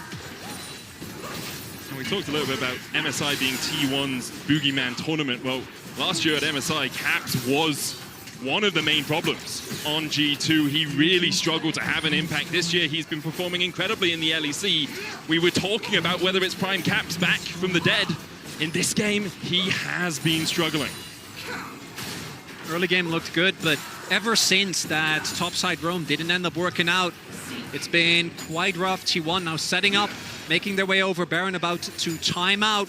looking to play towards this as they try to cop some Faker. Just to kill Faker. It's been said so many times. The flash from Faker immediately pops the stopwatch. Gumayusi here for the chain of corruption blocked with the wind wall, and Faker will fall, but Mickey almost follows. Face Cool gets him out. Owner, Keria, Gumayusi, and Zeus on the chase forward. Gold card locked again. Keria gets a double knock up at Caps. Able to buffer out of it. Keria on the backline. Kills off Mickey. Yike trying to do everything he can. Broken Blade low. Buster shot into the engage with the last breath, but it's Broken Blade who has lost the breath from his lungs. Yike looking for more. Owner low. Gumayusi and Zeus very healthy though, and Hans Summer. Caps and Yike will just back away. They look to set up a play, but won't try and trap T1. Even in a 4 versus 5, T1 are able to equalize the team fight. They play with such patience, and the way they use their range means that G2 really struggle to find a target. Keria buys a bunch of time with his ultimate, then Owner buys a bunch of time with his ultimate. G2 seem to be limited in their options as to how they win these fights. Also, one of the big issues that many teams in the LCK have talked about is, Zeus might be overextended here, the TP. Gumayusi is there, Chain of Corruption about to come back off cooldown. Caps jumps onto Zeus. Locked up with the gold card once again. Counter TP as Caps look for the play, but T1 answer with a fist of their own. Caps down again. Faker TP's in, and you have to think that might just be it for G2. I just look for the end here. T1 pushing down through mid. They're going to be on the inhibitor tower very shortly. Broken Blade Mickey trying to defend, but it's the Nexus turrets that they will be defending. I think T1 just want the inhib. Get the Drake, get yourself on Soul Point, take anything from G2's jungle on the way out. As I was saying earlier, one of the big things that many teams have talked about when it comes to facing T1 is that it becomes a mind game of its own. Is Faker overextended? Because sometimes he is, or is the rest of T1 ready to respond? And it becomes kind of a lose-lose situation where you have to punish him in situations like that. When the rest of the team is ready, it can backfire immensely. 4.2k is the gold lead he has over Caps right now. The bot lane as well for T1. I mean, I was going to say a silent carrier, but carrier has not been silent this game. His impact has been absolutely massive. And but Gumayusi, 0 deaths. His positioning has been flawless in these fights. As desperately as G2 has tried to get onto the backline, he has really been in no danger at all. And T1 demonstrating the level of their team fighting and how difficult it is to team fight against this roster. The Dragon secured. T1 poised to take game 1 of this series. And while G2 showed us some promising things in the early game, T1 have bounced back incredibly well. You look at where G2 had their lead, mostly on Broken Blade. He's at 3 items, but so is Zeus. Now has a bounty on his head. Someone's really angry at him for being 60 CS down at 1.6k. I mean, I wouldn't trust TF. I'll put out a bounty on his head. Yeah. You know he's involved. Sure He's involved in some nefarious business, okay? Him and Graves looking shady. Oh, yeah. Oh, Magnus saw him in as immediately they dive in. Faker puts the Emperor's Divide down, but G2 from the darkness found something. Zeus with the blast cone out. Will G2 overextend for more? Will T1 catch them in that trap? And that's what I was talking about. You got to keep looking for the plays. They take down Faker. It will buy them a little bit of time as the Baron is about to come up here. There was a decent amount invested, though. We'll see if T1 is going to at least posture, maybe set up a trap. I will say, Faker seemed to be cautious of a potential play. I don't think he was expecting that, though. There was very little he could do in the situation. Didn't have flash, did commit the ult. Now G2 with the numbers advantage, they need to look for a fight. Baron up, no TP on Faker, he's 20 seconds away. Gold card locked once again as Mickey's down to half HP, only has that Trailblazer in terms of completed items. G2 might just call for the flip here. Go for the 50-50, you're so far down in the hole anyway. 5,000 gold behind T1, Destiny out.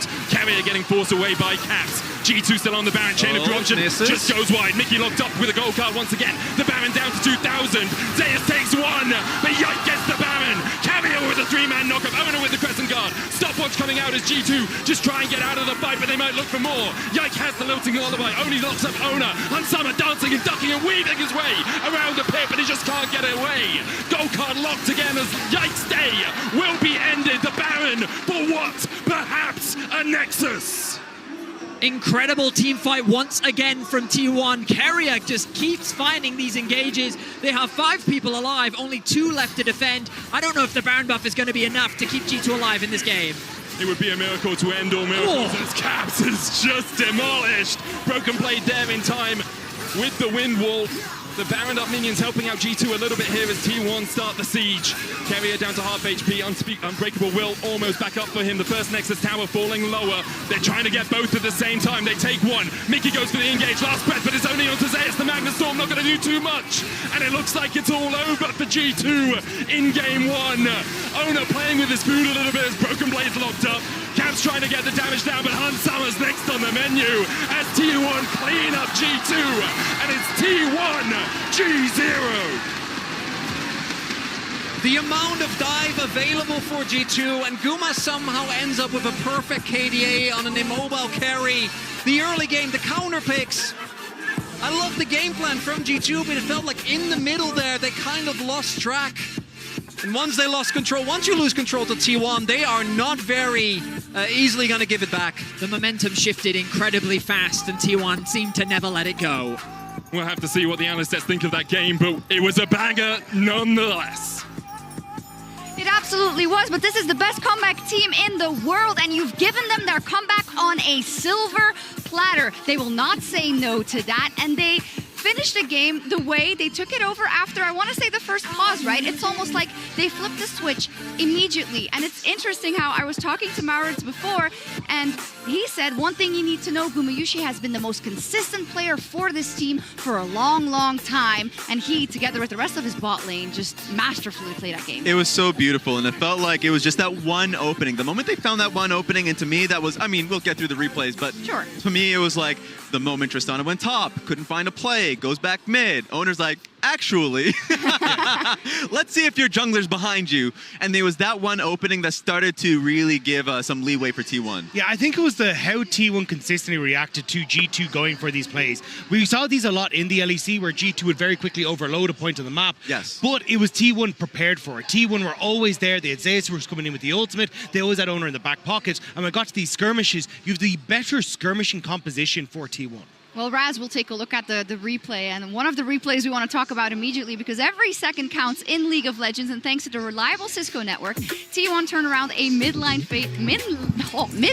Yeah, I was startled. Onto G2 and completely take over, but this is again G2 biting off more than they could chew. Yeah, it was just an overstep there. Great flash from Gumayusi, but amazing play from the Alistar going into a headbutt pull combo. Basically went for a headbutt onto a minion, then Q flashes to get to members. Thankfully, the Yasuo did get like a Q3 on towards Faker, so he didn't get a follow-up. They just chased them down immediately afterwards and got another kill, though. Yeah, and this is really well orchestrated by T1. Not only do you have that moment where you're able to get Keria into the backline, you're flashing Guma out of all harm's way. Yes. It's also the target selection in these moments where Zeus is picking off consistently Mickey. Mickey is kind of the crutch of this whole thing where he wants to flash in, get this big ult off, but we're not seeing that in any of these fights because he's consistently targeted down. And Raz, the juxtaposition with Keria on this Alistar everywhere, seeing the moment, flashing in, headbutting, setting up the plays for his team, it was just, the difference couldn't be any bigger. He played with Fog of War so well. There was another play that he was able to like be in the enemy blue side jungle and then be able to get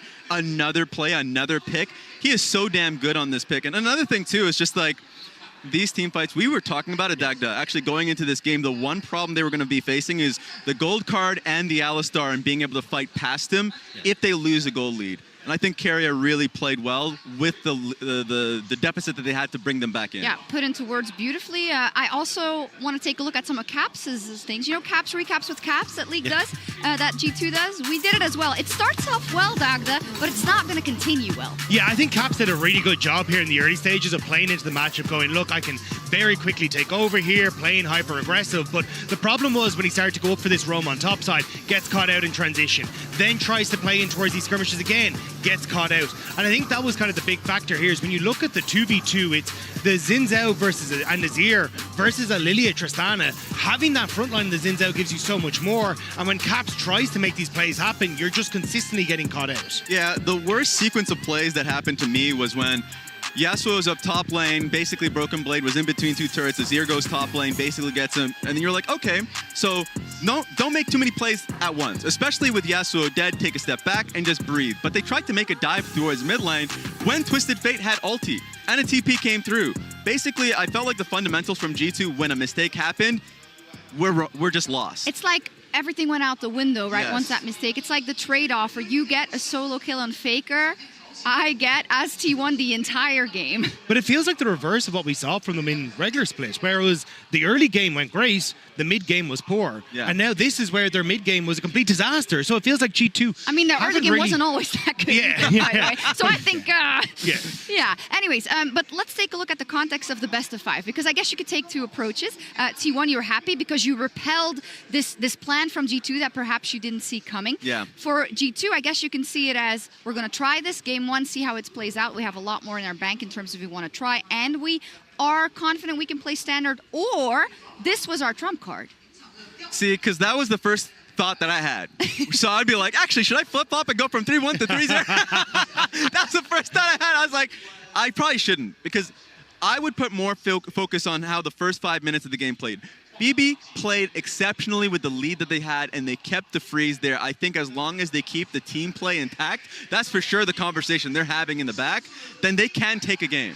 I think the problem that I have is that the manner in which they lost. For G2, I think the problem that I have is that the way that G2 lost, they didn't just lose. They had individual mistakes, and that's not something that is going to be fixed with a change in lane swaps or anything like that. So that's where I'm actually now very worried for G2 offense. It used to be the G2, you know, the where they felt most comfortable. Yeah, I don't know if it's the same. It's there was T1 no that takes the Yasuo. first Watch game. me do. There wasn't. But as we go to break, let's join Caps in a behind-the-scenes look at MSI thanks to the UppoCam.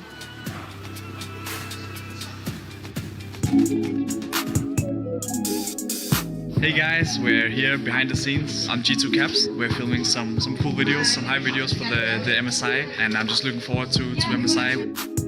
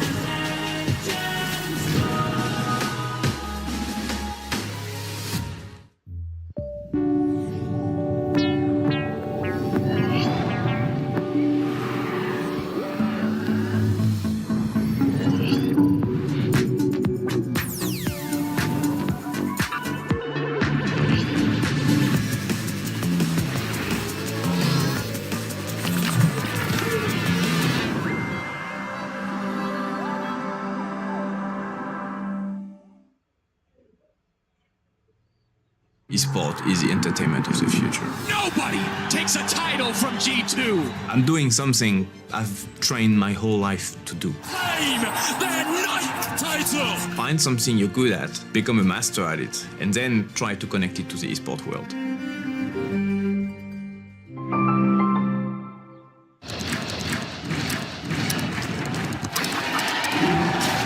Red Bull gives you wings.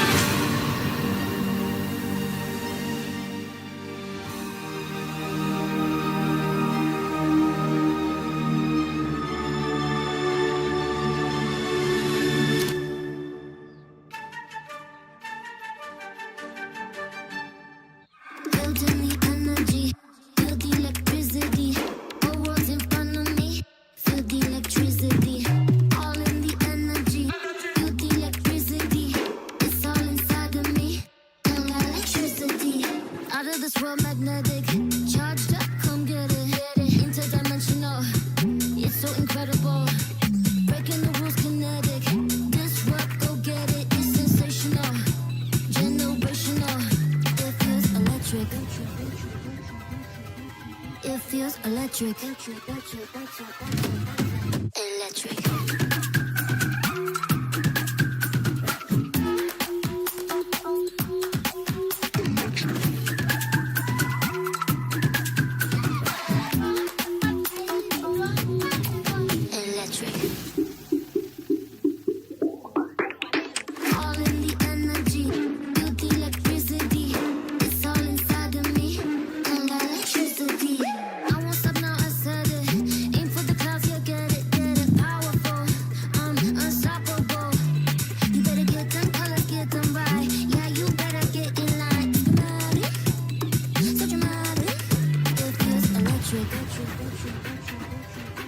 It feels electric. Electric.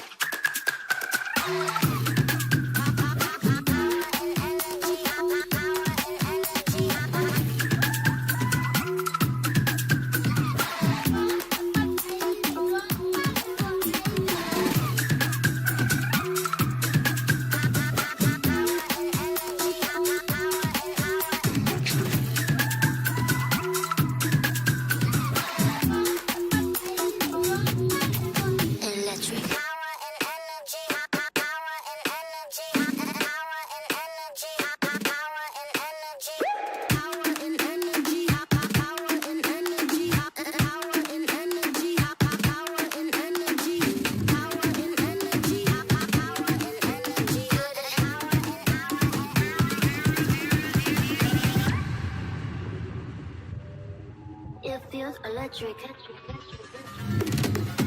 Electric.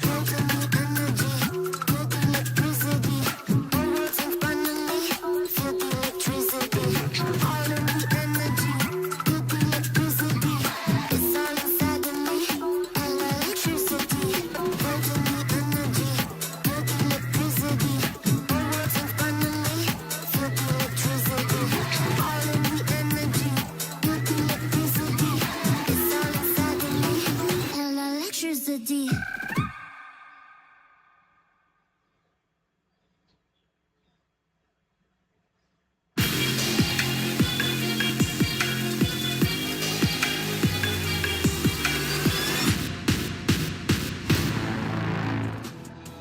Welcome back to Game 2 here in Chongzhou, China, between G2 and T1. We are about to jump into our Champion Select, powered by Omen and HyperX. And I'm wondering if there's any changes we need to see, Betty, from Game 1 for G2. Well, a lot has happened. Nautilus has been banned instead of the Nico, and with the Kalista priority, T1 have said, all right, fine, we'll take Nico. Want to carry his specialties. Varus Nico is going to be the bot lane, the expected bot lane anyway, unless that is Flex. There's always the possibility, but it's unlikely. The question is G2 going to run back the draft from the previous game, or are they going to shake things up? Will we see something like the Xin Zhao, perhaps? What are we going to see? The Rek'Sai locked in for Yike. Now, this might seem strange to some international viewers, but domestically, this was something that G2 was playing throughout the playoffs. They typically use it as a flex between top and jungle, but they still value it highly as a jungle pick. So we also don't necessarily know if the Camille is going to pick. Because only the seconds that one is a bit more of a no-brainer. Oh, wow, okay. Where that is going to go. So the priority here being paid. I'm wondering whether T1 are going to keep hidden where this Nico is going to go. In the past, they've also played a whole lot of Nico Nocturne comps, so with Faker on Nico and then the Nocturne added as well. So I feel like if they, which I would love, just pick a counter pick for Zeus, so you already know the top lane matchup, then you can maybe force out a Nocturne ban or look towards that if that is the direction you want to go. And this, though, would be a very different direction. Is incredible into the Kalista specifically, does have a lot of value there, and I do still think... be a flex. Who knows? You know what? Support. Sure enough. I can see him do it. Seismic shove just locks him up. It's very unlikely, but always going to leave it out there as a possibility. Camille banned out, though, by T1. Even with the Zac already picked, the flexibility of Camille's support still something that is on the back of their minds, around their headspace. Well, G2 choose to prioritize here. The Twisted Fate ban, perhaps. Vayne, okay, that does make... Becoming more popular, we've been seeing amongst many of the Eastern top laners. So the question is, do you ban Gwen as well because you saw it hovered? Or do you say, aha, you baited us a lot in game 1. Now you're baiting us again, perhaps, with that Gwen hover? Wouldn't surprise me. Zeus also has, I think, a mixed history of the Gwen. There's been times where he's been great at it. There's been times where it hasn't really been the case. So we'll see if that actually comes through. Gwen also doesn't feel like she's in that strong of a spot at the moment, even though obviously self-explanatory if you do end up playing, which is, we haven't talked about the lane swaps yet. We don't know for sure that this is one going to go to top lane, because it could theoretically also be a Zac support, particularly with the fact that we have seen G2 also be very happy to try and go for these flex picks. Do really like the Poppy ban though. Good against Zac, good against Kalista, good against Rek'Sai already. You don't even need anyone else with a dash on your in your team for that to be a very solid ban. Viego locked in now for Oner, leaving that top lane counter for last, we assume. G2 looking towards likely support and mid. Aurelion Sol, Azir, both still available to them. They want to play that into the Taliyah. LeBlanc also we've been seeing quite a lot of and hearing some rumors from Scrims, but instead Orianna locked in alongside Leona, channeling Ignar from the Misfits series all the way back. Is further a battle back in the game, Betty?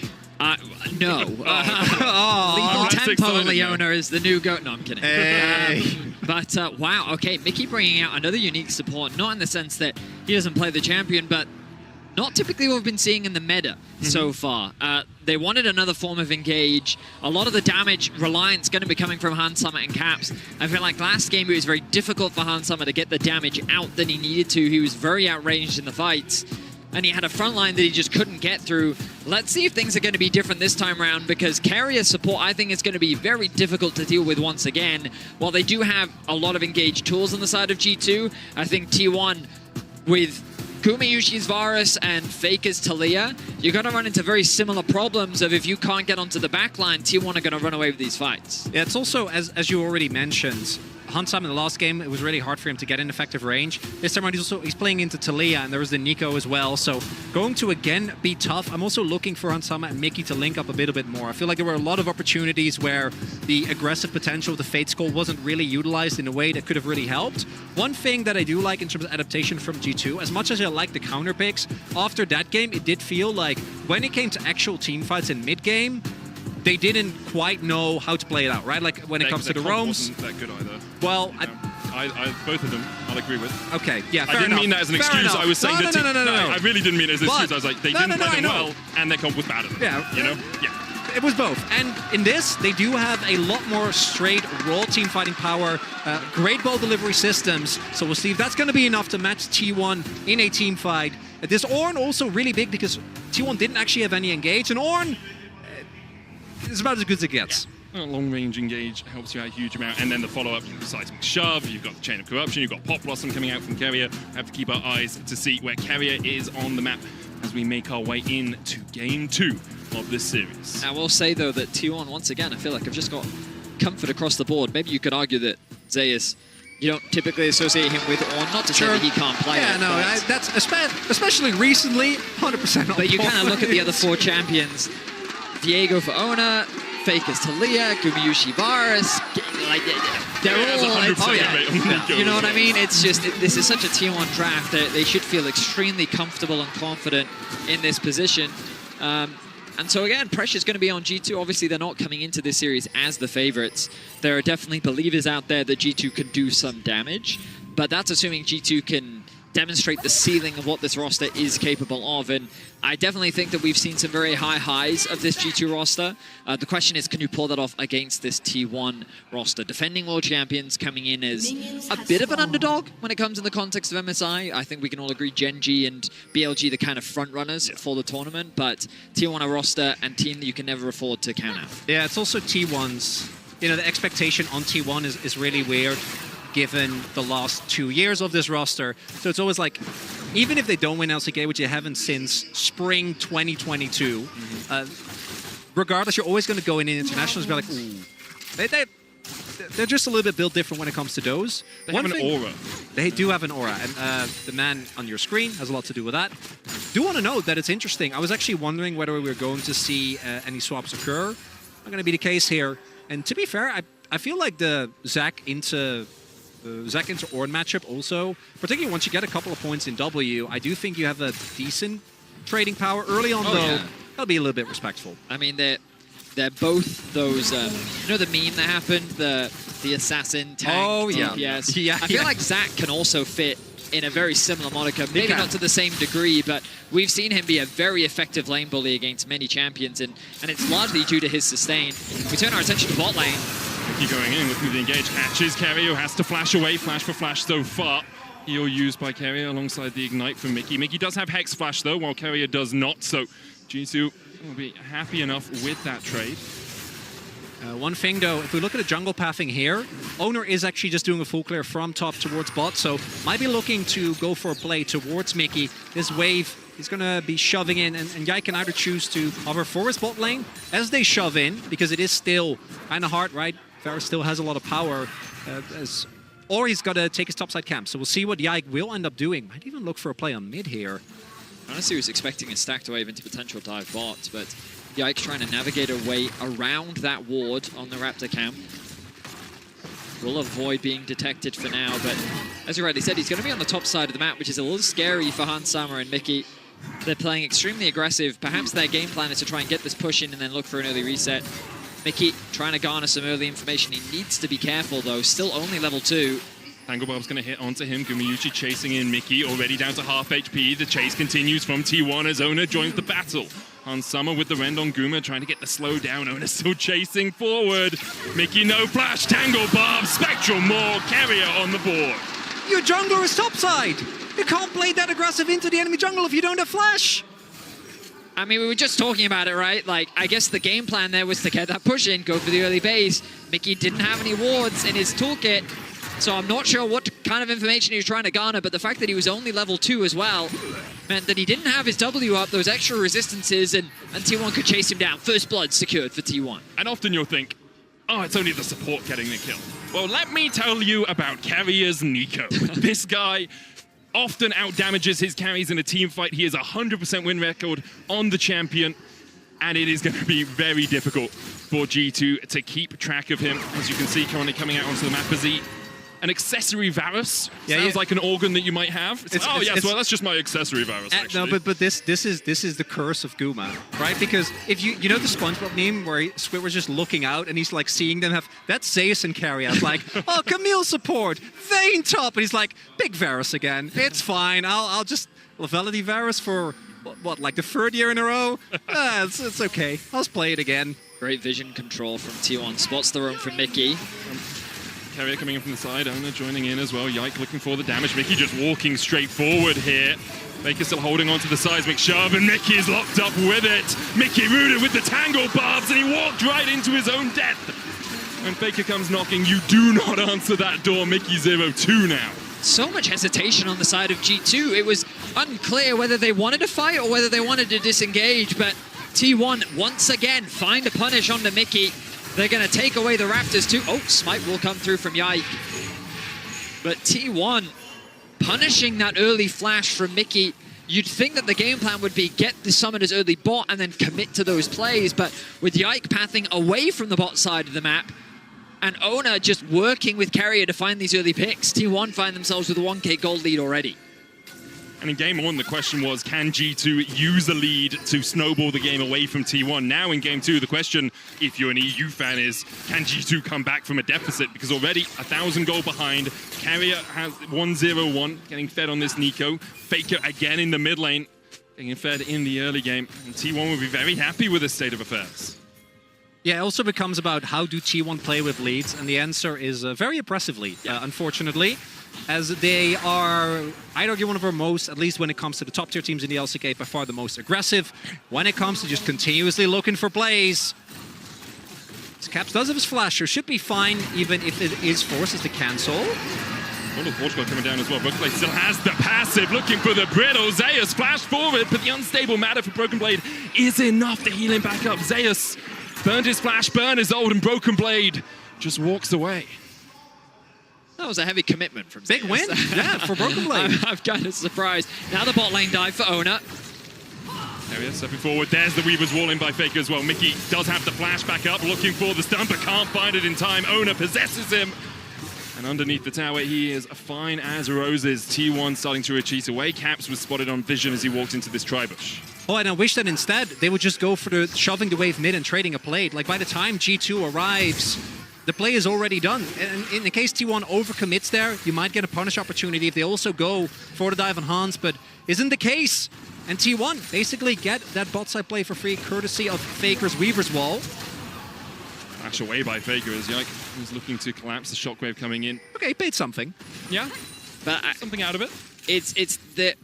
My issue with what G2's doing here is, like, based on how the bot lane was playing, you would expect them to actually invest in attacking the bot lane, especially with a champion like Leona that just has such great setup. If you can get an early cleanse out from Guma, work with Yike to then set up some dives, maybe have Orianna have control over the mid wave so that the Taliyah can't roam, like... But instead, the opposite has happened, where Ona was the one that was pathing towards bot. There was no Yike to contest him. They get the early pick onto Mickey, and then they just keep punishing the fact that he doesn't have a flash. And then when they have a stacked wave, they use Faker's Taliyah wall to roam down towards bot. And, like, this is how you punish bot lane. This is exactly what I think G2 should have been trying to do, and T1 demonstrating exactly how you can snowball a lead in the early game. That's why they are the current world champions, why they're widely seen as one of the best teams in the world currently. We said Gen G and BOG maybe sitting a little bit above them, although after BOG's performance yesterday, I think some questions have been asked. You can say it was, you know, some happy games. Maybe PSG just overperformed. We'll have to wait and see for the upper bracket. T1 looking to make their way there to match up against the LPL #1 seed. One of the big changes, as we already mentioned in draft, but I want to reiterate it again, is that I do think the composition of G2 has a lot more straight-up 5v5 power. Now, it's not to say that T1 doesn't, but this is a very straightforward Leona and or Zac go in, you follow up with the Ori Ball, you have a lot of backline threat with your Rek'Sai, and then Hans Sama can also get Mickey out of sticky situations, giving you even more freedom and try and engage on the plays, although into Taliyah I can always feel a little bit risky. Look, I mean, again though, T1 setting up for a bot lane dive, you can see both Ona and Faker in the river, and even if they don't go for the dive, they have control over the dragon. Caps now looking to try and push in this wave so that he can at least get something back, but T1 with fantastic bot lane control. Yike is forced to cover. Good reaction flash from Gumayusi. Could see it coming and reacted accordingly. Now Ona moving across. Mickey's flash down once again. Gumayusi doesn't have one of his own. Yike just farming his Krugs. Ona covering, I think, just for one more wave. I expect Gumayusi's calling, saying, if I get this wave, I can get my next item spike. So TP to the top lane by Zeus. As BrokenBlade's been doing relatively well in that top lane, has about a 10 CS lead. I will say, we think back to last game, and Hans Sama couldn't hit, right? He was hitting into an Alistar, and he was hitting into a Xin Zhao, and he did 0 damage to that front line, and he didn't have the range to access the back line. You're fighting into an Ornn. Kalista typically is not good into tanks. And a Taliyah. Yeah, and a Neeko. Yeah, and so I'm just kind of like, again, you've gone for the on-hit into a composition that I think you're running into very similar problems where it's going to be difficult to actually land damage onto the backline. So it becomes this race of whose front line dies first. It's Zac versus Ornn, Leona versus Neeko, and who can land that better wombo combo, who can get that a better initial burst off. And ultimately, I will say that while T1 finds themselves with a lead right now, this game is ultimately going to boil down to the team fights. And how that fight goes, the early ones will determine a lot in the outcome of this game. I think the game might boil down to the fact that G2 are pushing forward here in the Pop Blossom. We'll find Mickey Tangle Barbs for this follow-up. There's the Spectrum Morph. Call of the Forge Mode coming out as Mickey tries to turn it back around. The shockwave possibility from Caps. But Mickey already falling low as Ona possesses his body. A 3-man shockwave into the dive forward. Is it enough for G2? BrokenBlade fighting Faker in the bottom lane. It's a 1-for-1 trade on the top side. Faker Weaver's walls his way out. BrokenBlade no TP. Faker has his. A crazy battle in the river. Mickey still doesn't have his level 6, so T1 tried to punish that. They're able to find an initial pick, but a nice combo from Caps and Yike turns it around and they end up getting a kill back. It's a fight over grubs. G2 want to get 6 once again, want to have that pushing power. Keria doing everything he can to keep Yike low, to Mickey's keep back. Yike away. Mickey's back, as you say, now has the level 6. Ona coming to join the fray, doesn't have his Heartbreaker ultimate, but with Yike being low, he can, of course, sustain through his jungle. I think G2 might back off from this one for now. Faker looking towards the top side. Caps has snuck into that second bush. Crucially, though, because Faker had to use his ultimate against BrokenBlade, he can't use it to cheat towards the skirmish. Might get caught here. Faker does have his flash, but he's knocked up, locked up, and shut out of the fight by Yike. Well played by G2. Caps sneaking into that bush meant that the collapse could happen from Yike. Gentlemen, it's strangely eerie how T1 was 4 kills up, and now G2 is the one finding kills back. And pick after pick, gonna convert this into the grubs as well. And they're still looking to contest. I think you just want 4 here. Back away from it. T1 trying to stop them from getting 6. Well, 6 is the new breakpoint, right? 4 and 6 with the changes. It looks like T1 were trying to stop them from taking them. Can't do so. Caps pushing in the top lane, so it will be 6 in the end for G2. The big thing here, though, is that T1 is dropping a lot of waves, trying to contest this objective that isn't really that essential. Caps has just been shoving relentless because Faker ended up dying. He's now at a 30 CS deficit as Faker. Still has the flash here. Void Rush used to dodge away from the seismic shove, but now Yike is very deep. Breaker in by Oner, and Yike just tunnels out of there. Secret tunnel, secret tunnel. Yike manages to escape. I think he was just trying to get the flash out from Faker. Nice response the moment he saw Oner. Ends up being an exchange of ultis, but Faker holds on to his flash. Great great patience is the word I was looking for from Faker, as that was a scary situation for him to find himself in. I mean, Faker's in a scary position in this game. 1,100 gold behind, only 95 farm at 13 minutes. Caps leading the gold chart. And game 1 did start off a little bit like that as well, with Caps getting the lead. We'll see if G2 can continue this swing back in their favor. Big thing here is that Faker has basically been first BB bully them out of the bot side waves, had to force his ultimate, then he walks towards top, ends up getting taken down as well, or ends up actually getting taken down. And now the gold lead that T1 had has fully evaporated, so is going to look like it might, as you already pointed out, Vedi, now on even footing, gonna come down to how do the actual 5v5s play out, because these are still, more skirmishy than they are straight up tanks in the front line, try and get as much damage down as you point out. And Fed Orianna, as far as, front to backing, I think you're going to be feeling great about. I mean, for sure. It's I'm excited to see how these fights play out. Right now, it's T1 setting up for a Dragon. I mean, I say that they've kind of got wards littered across the map, but I think G2's in a better position to contest the Herald with the pressure that Caps has. Mickey, all right, he's going to be fine. But I think G2 can afford to sacrifice this Dragon, get the Herald, use it to break open the mid tower, and kind of use this pressure to then start moving into T1 side of the map. T1 is just dropping here. A lot of that, or rather, is just letting the turret go. Zeus is there now, but the turret is going to get taken now nonetheless, and G2 now back in the lead. T1, they're doing a lot of posturing here, but without Zeus, their engage isn't actually that good. He's the only one that can start fights unless you find a flank, unless you find... Yeah, exactly, or unless Guma finds someone with an arrow, which shouldn't happen. That's the one thing, though, that I think G2 have to be really, really careful about. The amount of, single target lockdown and burst damage that's available, which can start off the Viego resets. That is the one thing that they really got to be careful about when we get to these fights. In team fights, there's always the risk of overextension as well. The Pop Blossom will separate your backline from your frontline. It becomes very difficult for G2 to actually effectively play a fight. Yeah, here's what I will say.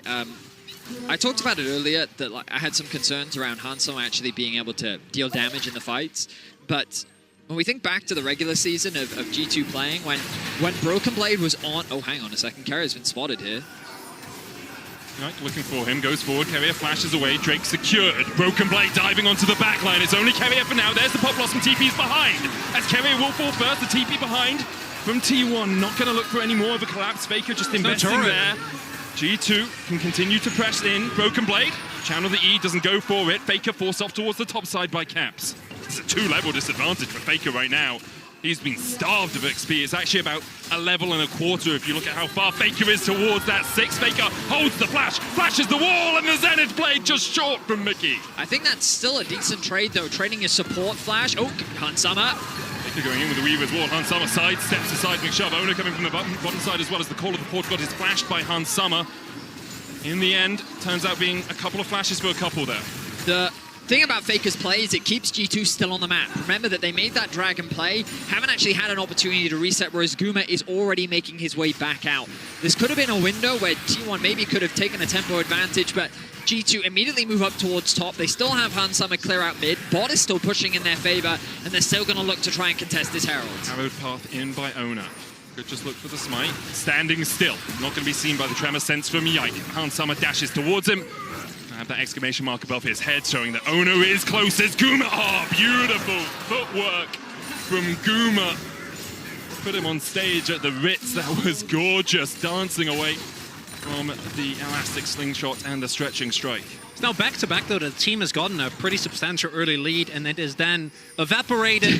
Very different circumstances this time around. I do think that for T1 it's important to know that the Ornn is always going to eventually generate insane amounts of value. So I can imagine if G2 still feel the need to play a little bit aggressive. Does still have the flash. Mickey's on his way here. Flash away, but the Heartbreaker breaks the hearts of Europe. Yike still on the chase, though. Oner has no flash. Broken Blade coming in from the side.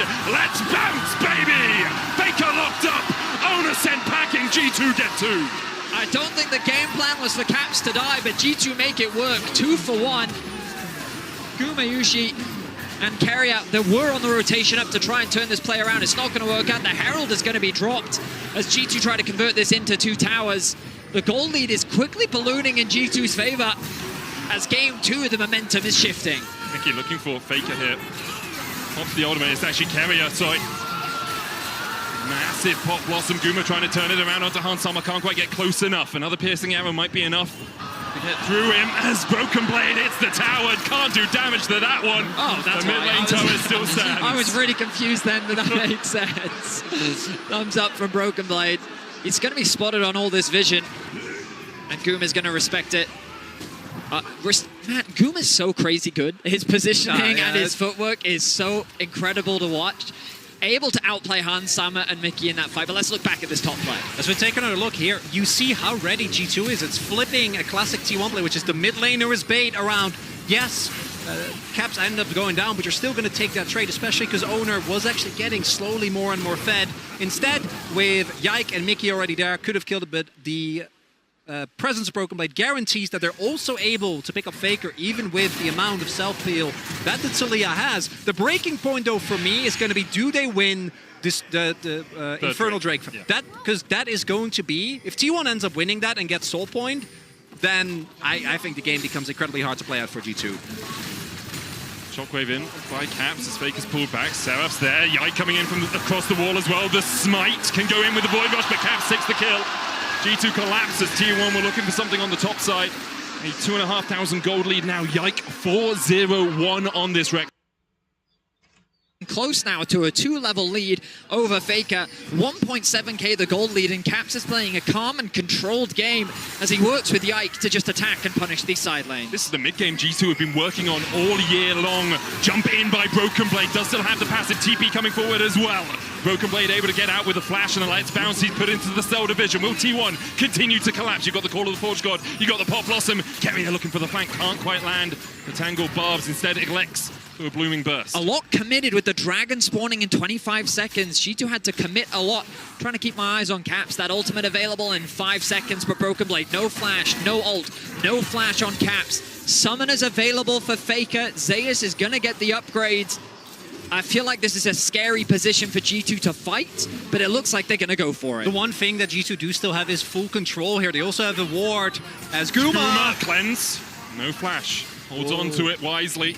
That might be the Drake, though, and that's a big thing. We'll see G2. I think they might want to really commit to this, but no, Guma is not going to actually make this back happen. Faker's use of the wall could be massive here. G2 pushes in mid.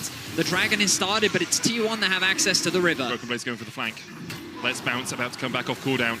Call of the Forge God for Zeus. Broken Blade sneaks in, seen by Zeus and Keria. Starts to back away. Dragon down to 4,000. Oner trying to get in for the smite. You have Ren Smite, and it's secured by G2. Faker puts the Weaver's Wall down and separates Hans Sama and Caps from the team. Broken Blade dives in and might just have to jump out across the wall here. Call of the Forge God trying to protect Faker. Mickey falling low. Dive in by Oner, but the Fate's Call will pull Mickey to safety. Keria continues to step in. Looks for the Tangle Barbs. Can't land it. G2 get the Drake and get out. Also get Prio here towards the mid wave. And without Zeus' ultimate, you see there, T1's engage really isn't that great. Keria doesn't actually find backline access. And a crucial point for G2 as they deny the soul point. That could have been T1 putting themselves in a comfy position where they can threaten the Baron, where they can just start trading. But it's not going to be the case. That was a weird fight, boys. I don't know if you noticed this, but Hans literally flashed on top of Faker. And then Zeus was like, I have ulti, I think I can collapse. But the rest of T1 couldn't actually follow because there was a whole other skirmish. It was kind of awkward for both sides, given that Faker kind of split the map with his ulti. And we're not going to get a replay because no one ended up dying, but it was a very strange set of affairs that really highlights what you were talking about, Chronicler.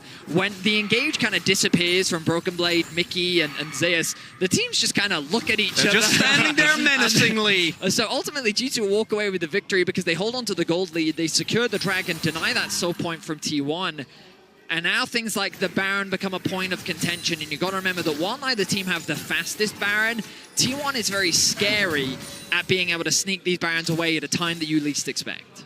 I think importantly for T1, Keria still has flash. Only Faker's burnt his flash, so if the fight does begin, you have that backline access. Hansama, no flash, no cleanse. Broken Blade, no flash as well. Will have his passive up for the next fight as he continues to push Zeus in the bot lane. And what a series Broken Blade is having so far. You talked a little bit about it in game one, Vetty. His TSM days seem to be behind him, where internationally perhaps he struggled over the last couple of years. He has really evolved as a player. Here, he's almost 2,000 gold ahead of Zeus in what has essentially been a tank versus tank matchup without a huge amount of interaction. I will say, a much better performance from Caps this time round. The debate so much last year was around his individual performance, and we rated him very highly coming into this tournament. Hansama in some danger. Hansama, no flash, no cleanse. Slide steps the sides. McShelvin. Faker has no flash of his own. TP comes in. Broken Blade going to join the fight. Void rush forward. Faker goes down. And now the call of the Forge God is more of a prayer sent to the heavens to try and escape. Caps is on the flank, and I've seen a shockwave land here before. Caps steps in. Pop Blossom. What? It's beautiful, but they do not have the damage. The shockwave from Caps finds them all as G2 wipe away T1. And Guma is going to desperately try to run. He might make it out, but the rest of his team is evaporated. The Baron on the board here for G2. The attempt to turn from T1. Way too overeager. And G2 punish. It was initiated by Faker, and as he falls, his team was quick to follow. G2 win out on the team fight, and it starts with them trying to find this collapse onto Hans. Patient play from him. He knows that he can't use his passive here. Faker's forced without flash to get dumped on by the top jungle duo.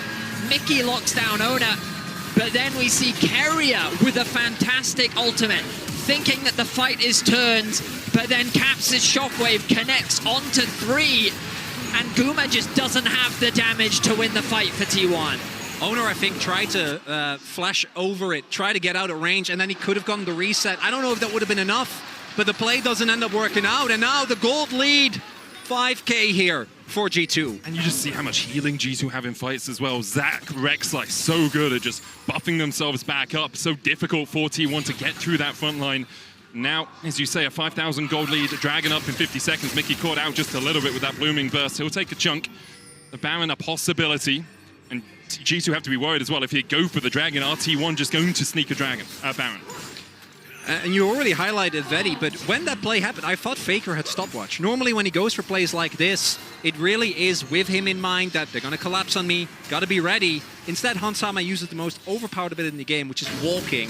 And as a result, that's an LCK classic. You know, the walk strategy ends up paying dividends there, particularly given the fact that Taliyah relies on getting you in that seismic shove.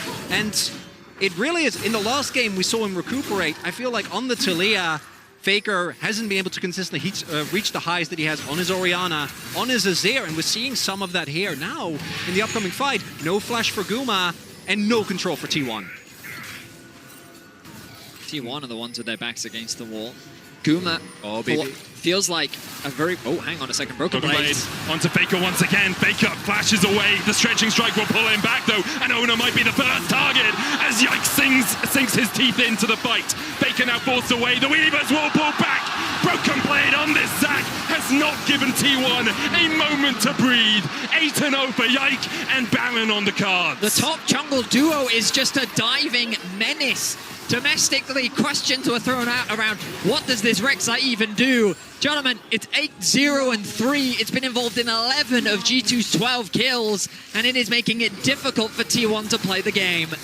It's the mid-jungle 2v2 of T1 that is struggling so much. We see here the bot side, and Zeus trying to maybe contest for a Dragon, but there's just no way it's that really it's never going to work out. It's really smart from G2 as well. Hansama and Yike making sure you get the Baron, and then the rest of the team making sure T1 can't just sneak away Soul Point from under your noses. I wonder if G2 will look for a reset off this Baron or whether, man, Yike's going to reset. Looks like Hans Sommer's going to go mid, catch that wave that's pushing in. And with the push in the bottom lane, it becomes so much harder now for T1 to actually get back out in a position where they can contest the Drake. I think what's crucial, okay, a bit of a visual bug. I think what's crucial about what we're seeing as well, let's dive into the replay first. Brokenblade snuck his way into this fog of war. He spots them out with the Rek'Sai and he gets the knockup, forces the flash out from Faker. And then the stretching strike into the ultimate combo. Means that T1 lose their jungle, lose their mid laner. And it secures the Baron and the Dragon. And again, like, I don't have time to explain. Being used. Solo play on the backline as Mickey dives deep here. G2 maybe overextending, but the flash forward from Yike for the double knocker. Slap their heads together. G2 have had enough of this game. Pop Blossom comes out. The Cap's still very healthy on the backline. Brokenblade still has his passive. Another stretching strike on Oner as Hans Sommer begins to dance on him. Stunned up for the second. Faker able to kill off Hans Sommer. G2 maybe a tiny bit greedy because Faker puts the Weaver's wall down. Brokenblade dashing in, locked up with the Unraveled Earth. G2 could overstep here. Instead, they retreat. They still have the Baron for a minute and a half. Still get the still get the inhib turret. Still a lot of pressure here. Hunt's dying, though. It's going to take a little bit of venom out of this. They still be able to pick themselves up. The second Drake, and we saw there again, Faker was pushing in the top side, the TP, not in time. If he was there earlier, maybe could have made a difference. Not going to be the case, and we'll see what T1 can do on the cross map. But now, almost 10k gold behind. G2 looking to bring this to 1-1. I mean, it's just the Brokenblade and Yike show, isn't it? They initiate onto Zeus of all people. He has Caps at his back, chipping away at his HP bar. They tried to punish them underneath the tower. Caps does get knocked up, but the Chain of Corruption follow-up is the only thing there. Mickey then with a dive, knows that he has the Kalista to drag him out to safety. And then the flash, two-man knockup. Gumayusi, no flash to get away. They finally take him down for the first time in this series, I believe. And G2, while this may have been a bit of an overcommitment, it also sends a message to T1 that, hey, we can go toe-to-toe on... Bit of a misplay there from Hans Sommer. But G2 making their mark here in game 2. 10,000 gold. The difference between these two teams. The head-to-head record. 15-10 for T1. G2 starting looking for their first win since 2020 in a best-of series. It was a long time ago. It was a best-of-1 win. It's apart from the Red Bull event, obviously, but, you know, perhaps slightly less competitive. I mean, it was fun. I had a great time watching it. Zeus said he wants his vengeance for it. Now G2 looking to even out the series. Pushing for mid, for top, Brokenblade in mid, answered by Oner. Cap's going to take a bit of a chunk here. Oner, though, can you answer the power? Brokenblade Heartbreaker across into the Blast Cone. The chase from Yike. The Blast Cone and Brokenblade reads Oner like a book.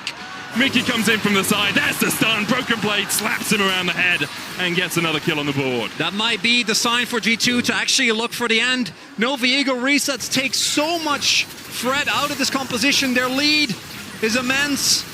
Bot lane inhib is still standing until Leah is always a little bit scary to dive, but you gotta imagine they gotta try and push for the end here. Weaver's wall down, Caps isolated. G2 still pushing 4 strong through the mid lane. Seismic shove going wide there. It's Faker flashing forward, and he's met with a spear through his heart. G2 find another How Long Throna, 17 seconds, 5v3 now. G2 might just go double in hit base. Could be a little greedy, and they've often been in the LEC. We'll see if it continues on the international stage. Carrier trying to get in with that Blossom. No flash for him. First Nexus tower down. Finds Cap. Call of the Forge God coming down as well, but the stopwatch will buy a second for the G2 mid laner. And Oner is just deleted by Hans Sommer on the backline. Guma next up. He will escape to the safety of the fountain, but that's where he'll watch his Nexus fall as G2 even out the series at 1-1. A convincing win for G2. They'll need to keep their composure as they won out on the team fights. But a big win for G2 to show that they can go toe-to-toe with the Titans of T1. Takeaway here is early game leads are bait. Do not trust them. Because what is the worst early game team you can pick that scales well? I I mean, that's what you got to go towards. Yeah, you know, agree. just go and on a more serious note. Really, the big thing here is Faker and Owner with this. Honestly, really strong combo of the Talia as well as the Viego not working out. And the parallels between Caps in game 1 going for a couple of roams that didn't work out. Faker getting caught in bot and getting actually killed towards the top side set him on a deficit that he was never able to climb out of. And they're going to have to step it up if T1 wants to get the lead back in the series. We'll see if T1 can strike back in the next game. Don't forget to log into lolaesports.com using your Riot ID to earn exclusive MSI 2024 drops. That's it from us for now. We're going to hand it over to the analyst desk to break down that game. This is the best game I've seen out of Broken Blade and Yike maybe ever. True, 100%. Like, that was an incredible performance from these two. And the patience from the entirety of G2. They don't overextend, they don't overchase, they play through sides, they play around with. This is what they were training to do. Explain it to me. Why in game 1 can they not hold their nerve for a second?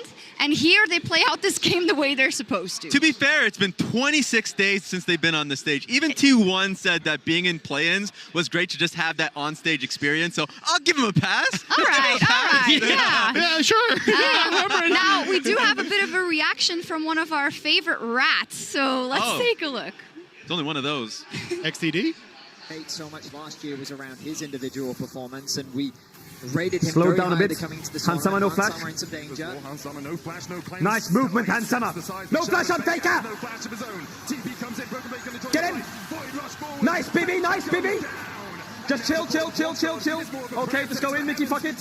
You have Khalees ult, Caps flash ult goes hard somewhere here.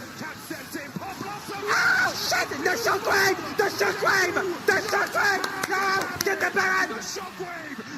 Don't chase! Maybe chase a little bit, not too much. Look for Baron! He's gonna flush the E. Kadrill is all of the EU fans, I think. I can see that. His neighbors are calling the cops. Yeah. But hey, I think it's easily demonstrable kind of how G2 played out that game well, and we criticized them a lot in game 1. So what is it that T1 couldn't get going in this game, you think, Raz? Oh, God. I do think they were overforcing. They were literally doing what G2 was doing in game 1. So the point that you were making off of like, okay, G2 is actually playing incredibly patient off of fights. They would get flash off Faker, back away. And then Faker's overstepping a lot of times without his jungler. So in this case, actually, this is a big plus to Yike because he skipped his camps for that play. And, you know, we didn't see anything from Owner. Owner wasn't there at the time. And then we're seeing multi-man, even the TP come through to play offside. So the point that you wanted to make, actually, Dagda, they're playing offsides well. Yeah, they're playing incredibly well, and a huge amount of that is, one, the fact that you have Mickey who's able to get off these roams, Yike, as you say, skipping camps to get there, but also the fact that Broken Blade had the lead over Zeus. BB was such an important factor to getting control on sides, and then being able to show up to so many of these fights that could have gone astray, but the fact that you have, as you say, Faker taking that step too far, Caps being patient on setting up these plays, this was what G2 needed to do in game 1, and it was so great to see it in game number 2 to bring them back into this. It was, but you know, you can't give T1 a lot, so I think we were all kind of thinking, okay, when is going to be the fight that possibly T1 see their angle? Maybe Keria sees his angle. Maybe it's Faker. Will that happen? But in the end, it was control from G2, and in the HyperX Reflex replay, we will also see kind of them shutting the door, and they did it a couple of times, right? They waited it out, and they made sure that they could push at the right time. Yeah, they were absolutely fantastic here. Hansama with the sidestep was absolutely perfect. And then Yike getting this setup on towards Faker, who hadn't got the flash, the ult coming through from Mickey, and the immediate follow-up from BB. This was all picture perfect working together. Everyone needed to be on the same page, and they just catch out everyone. But here comes the big play from Caps. Yeah, it was a long fight. They were setting up Caps who's coming through. So I was actually surprised that Keria, even though seeing that Caps has ulti, walks in for a re-engage because he gets a sick 3-man ulti. He does. Walking in, you can see it happening, you can see the play, but I can also understand from the side of T1, you have to make a play at that point, right? And we've said it, I think, in terms of the performance out of BB and Yike. And Yike, I mean, this is the youngest addition to this team, right, that has been growing, and he never really skipped a beat, even when he got to the international events before. G2 might have not been doing well, but he's still growing. 100%. I mean, even when he first came onto the international stage in his rookie year, we saw it last year where he was able to get this poppy performance where he sidestep in every which direction. He was immediately a comfort here, and the fact now that he's taken his own personal pocket pick and bringing it out to the main stage, looking fantastic on it, and working with BB, this was the duo to watch. Completely agree. From Yike's side, it seems like he's completely confident in both games, not wasting any time in this game, playing towards his lane. The last game, farming up a storm. For Broken Blade, for both these games, I feel like mechanically he's just been on point. And the fact that BB is competing with Zeus, one of the top laners on the international stage. You heard it on the cast as well. BB was for so long said was a disadvantage on the international stage. He was going to hold you back. He's been working so hard on his individual laning, and you get to see him now go up against Zeus and have a performance like this. Two great games to watch, I think, overall, but we saw a lot of elements, some of the creativity coming out of G2 in the first game. That wasn't enough because T1 could repel them. Now a more systematic game, and T1 maybe dropping the ball a couple of times, and T1 is deciding to go over to the blue side going into game 3. And that's where you need to see this creativity change now for G2, because they had the blue side two games in a row. Now moving over to the red side, you're going to be showing your hand significantly more, and you have to try and respond way more to what T1 are doing. It only gets more difficult. I agree. I think it's important for T1 to grab Kalista on their side this time. They're a great Kalista comp. It makes it simplified towards playing towards Drake. So I think that's the change we see from T1 this game. All right, we'll see what the rest of the series spells out. G2 will be happy with one, but not happy enough. But it's T1 on the other side with so much experience on their side. I'm going to say it again. We're going to go over to a quick break. But when we come back, it's game 3 between G2 and T1.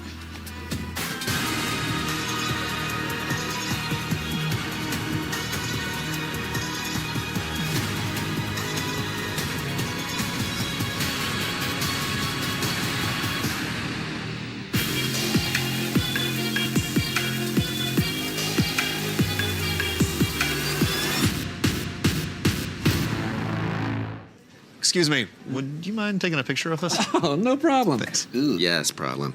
You need Verizon. Trade in that old thing and get a new iPhone 15 Pro with tons of storage, so you can take all the pics. So many selfies. A preposterous amount of panos! That means panoramic. And as many portraits of me as your heart desires. How about none? None, yeah, none feels right. Trade in any iPhone in any condition and get iPhone 15 Pro on us. Only on Verizon.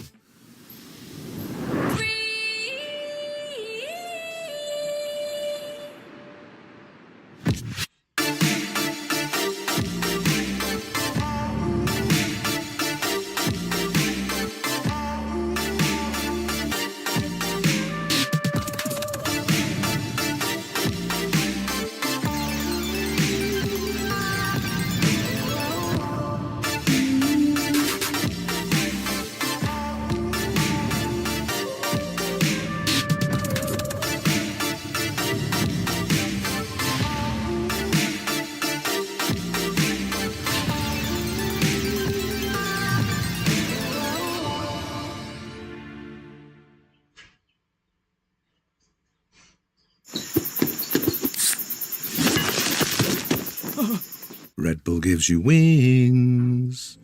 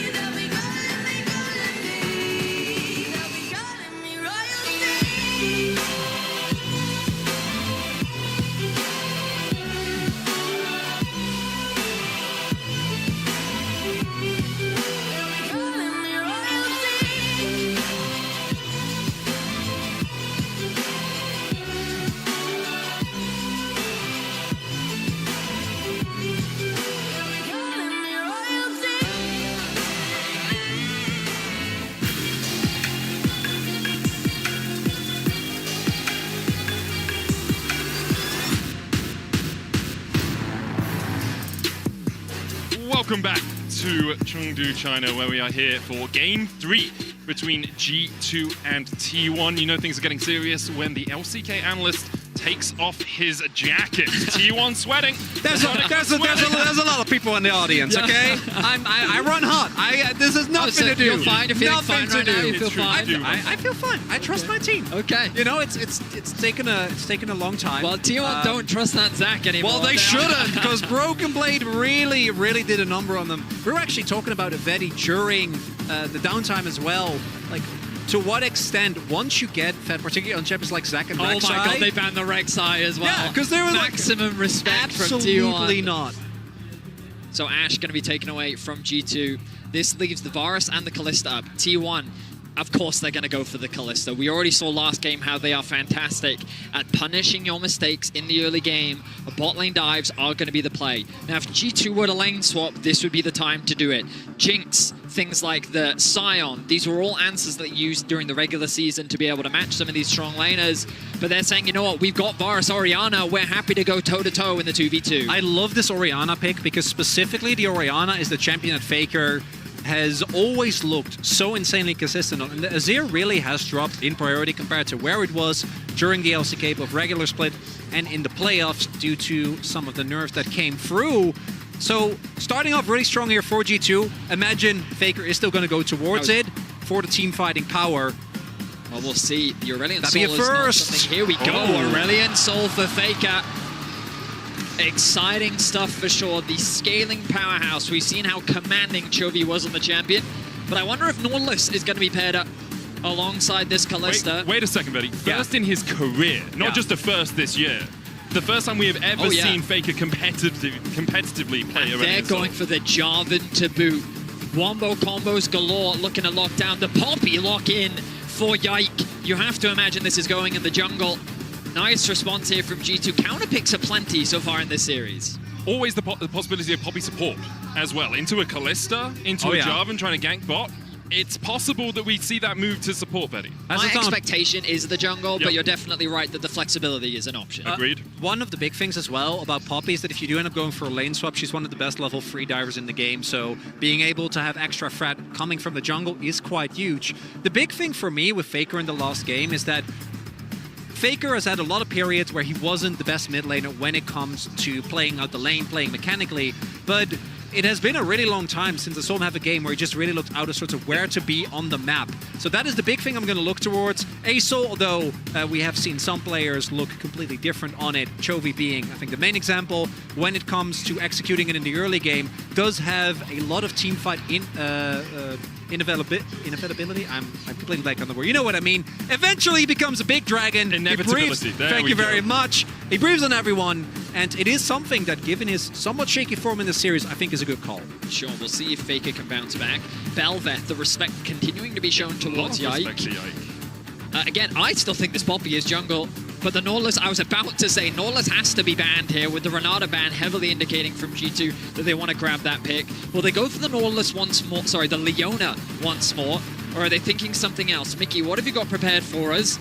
Obviously didn't have the best showing in the early game. That's a bait, ignore the hover, don't worry about that. There's no way he picks Darius in the top lane.